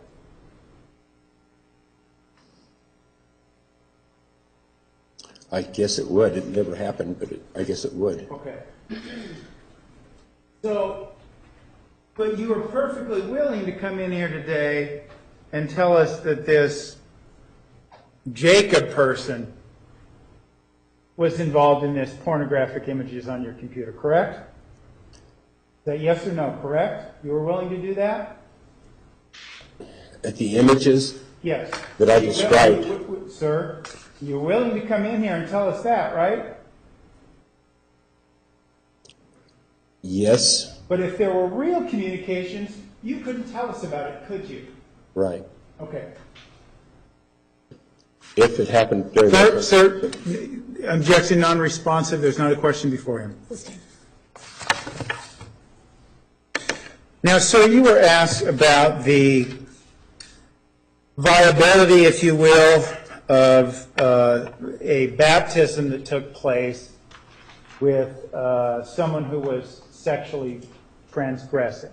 Do you recall that? Yes, Okay. Now, in terms of the person committing the baptism, they have to be a priesthood holder as well, don't they? that's correct. And could you explain to us what a priesthood holder is? Objection beyond the scope of the question. Overruled. Well, a priesthood holder is a person who has the priesthood and has certain rights based on the level of priesthood that he has. Okay. And level of priesthood, there are different levels of priesthood? There's the Aaronic priesthood and the Melchizedek priesthood. I'm sorry, you said those so I know. fast. Please, again, the two types of priesthoods. There's the Aaronic priesthood and the Melchizedek priesthood. Okay. And is one of, I'm probably not using the right terms here, but is one of superior abilities, or does it provide one with more abilities? The Aaronic priesthood is the one to help prepare them to receive the Melchizedek priesthood. Okay. So the Melchizedek. Melchizedek priesthood, is that required for somebody to baptize another person? If they hold the Melchizedek priesthood, they may perform the baptism, but also the upper level of the Aaronic priesthood can too. So there's different levels within the levels of priesthood. Yes. Even in those two, there's subcategories. Right? Yes. Okay.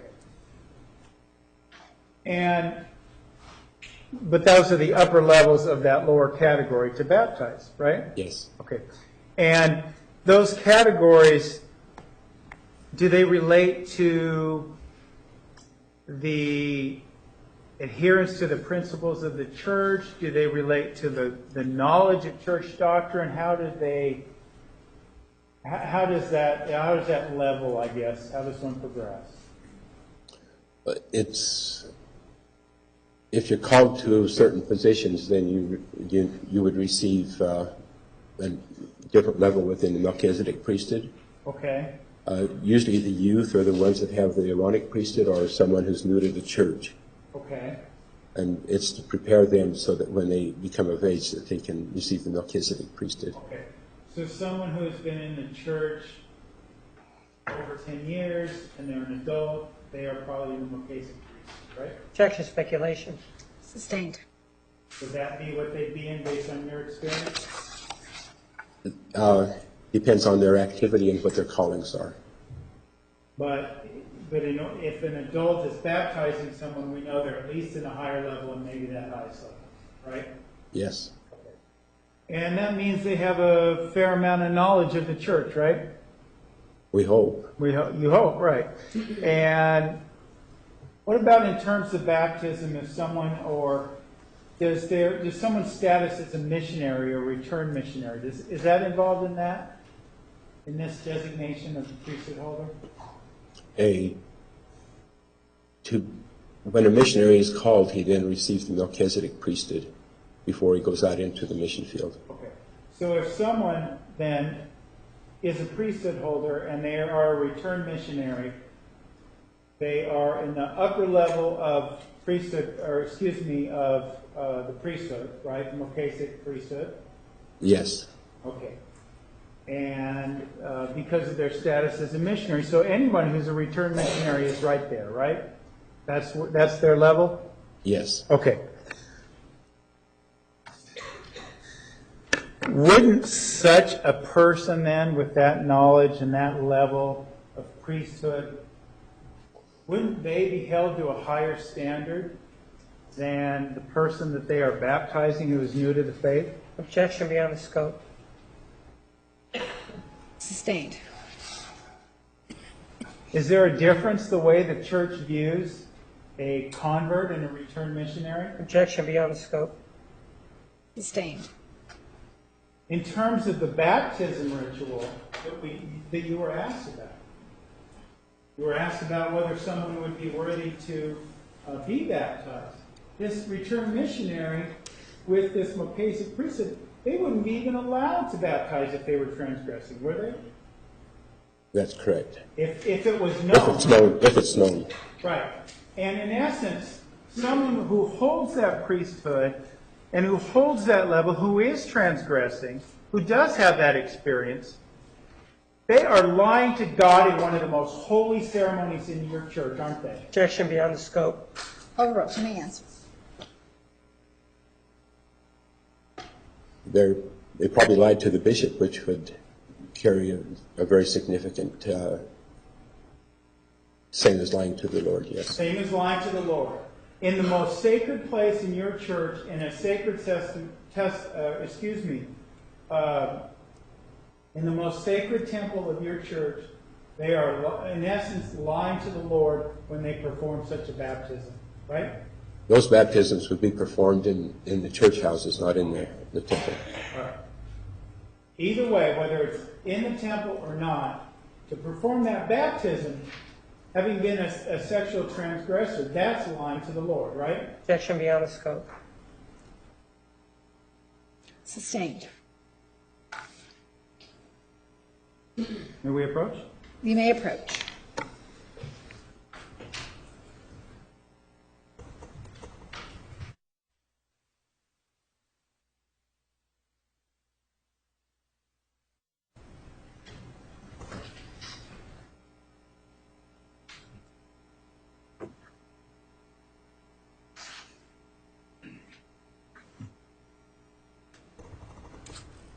Sir, as it relates to the knowledge of these people,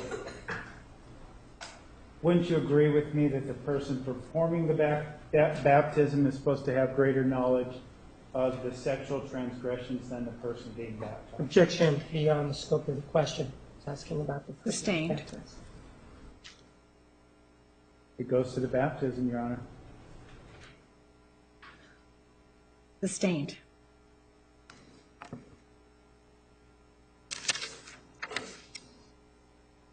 You were asked about the integrity of the church and discipline within your church.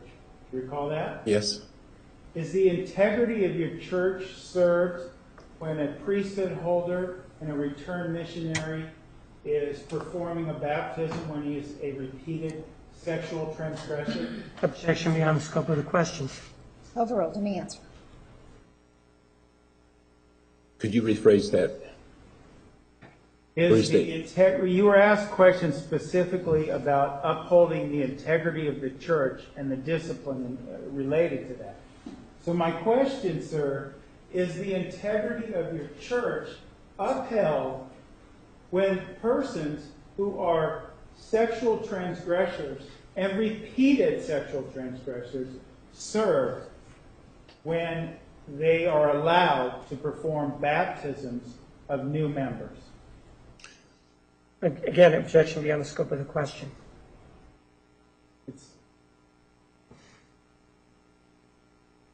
You've already ruled, Your Honor.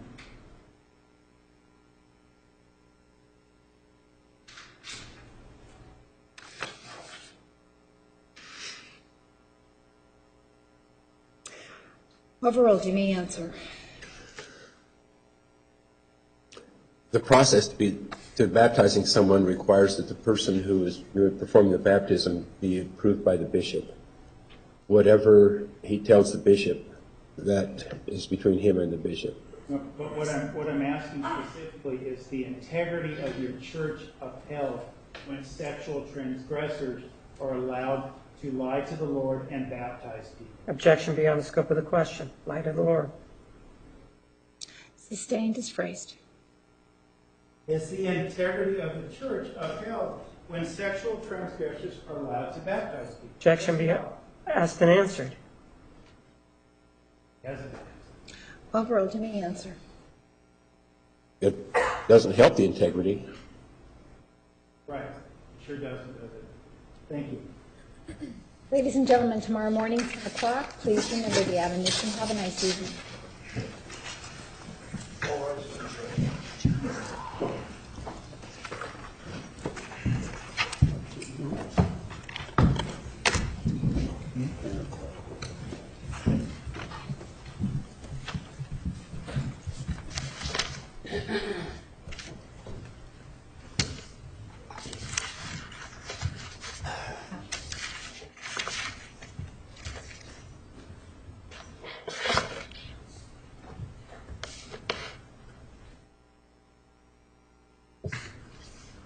So you may step down. Thank you.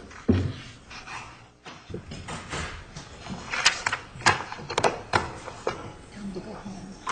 Time to go home. We'll see him tomorrow.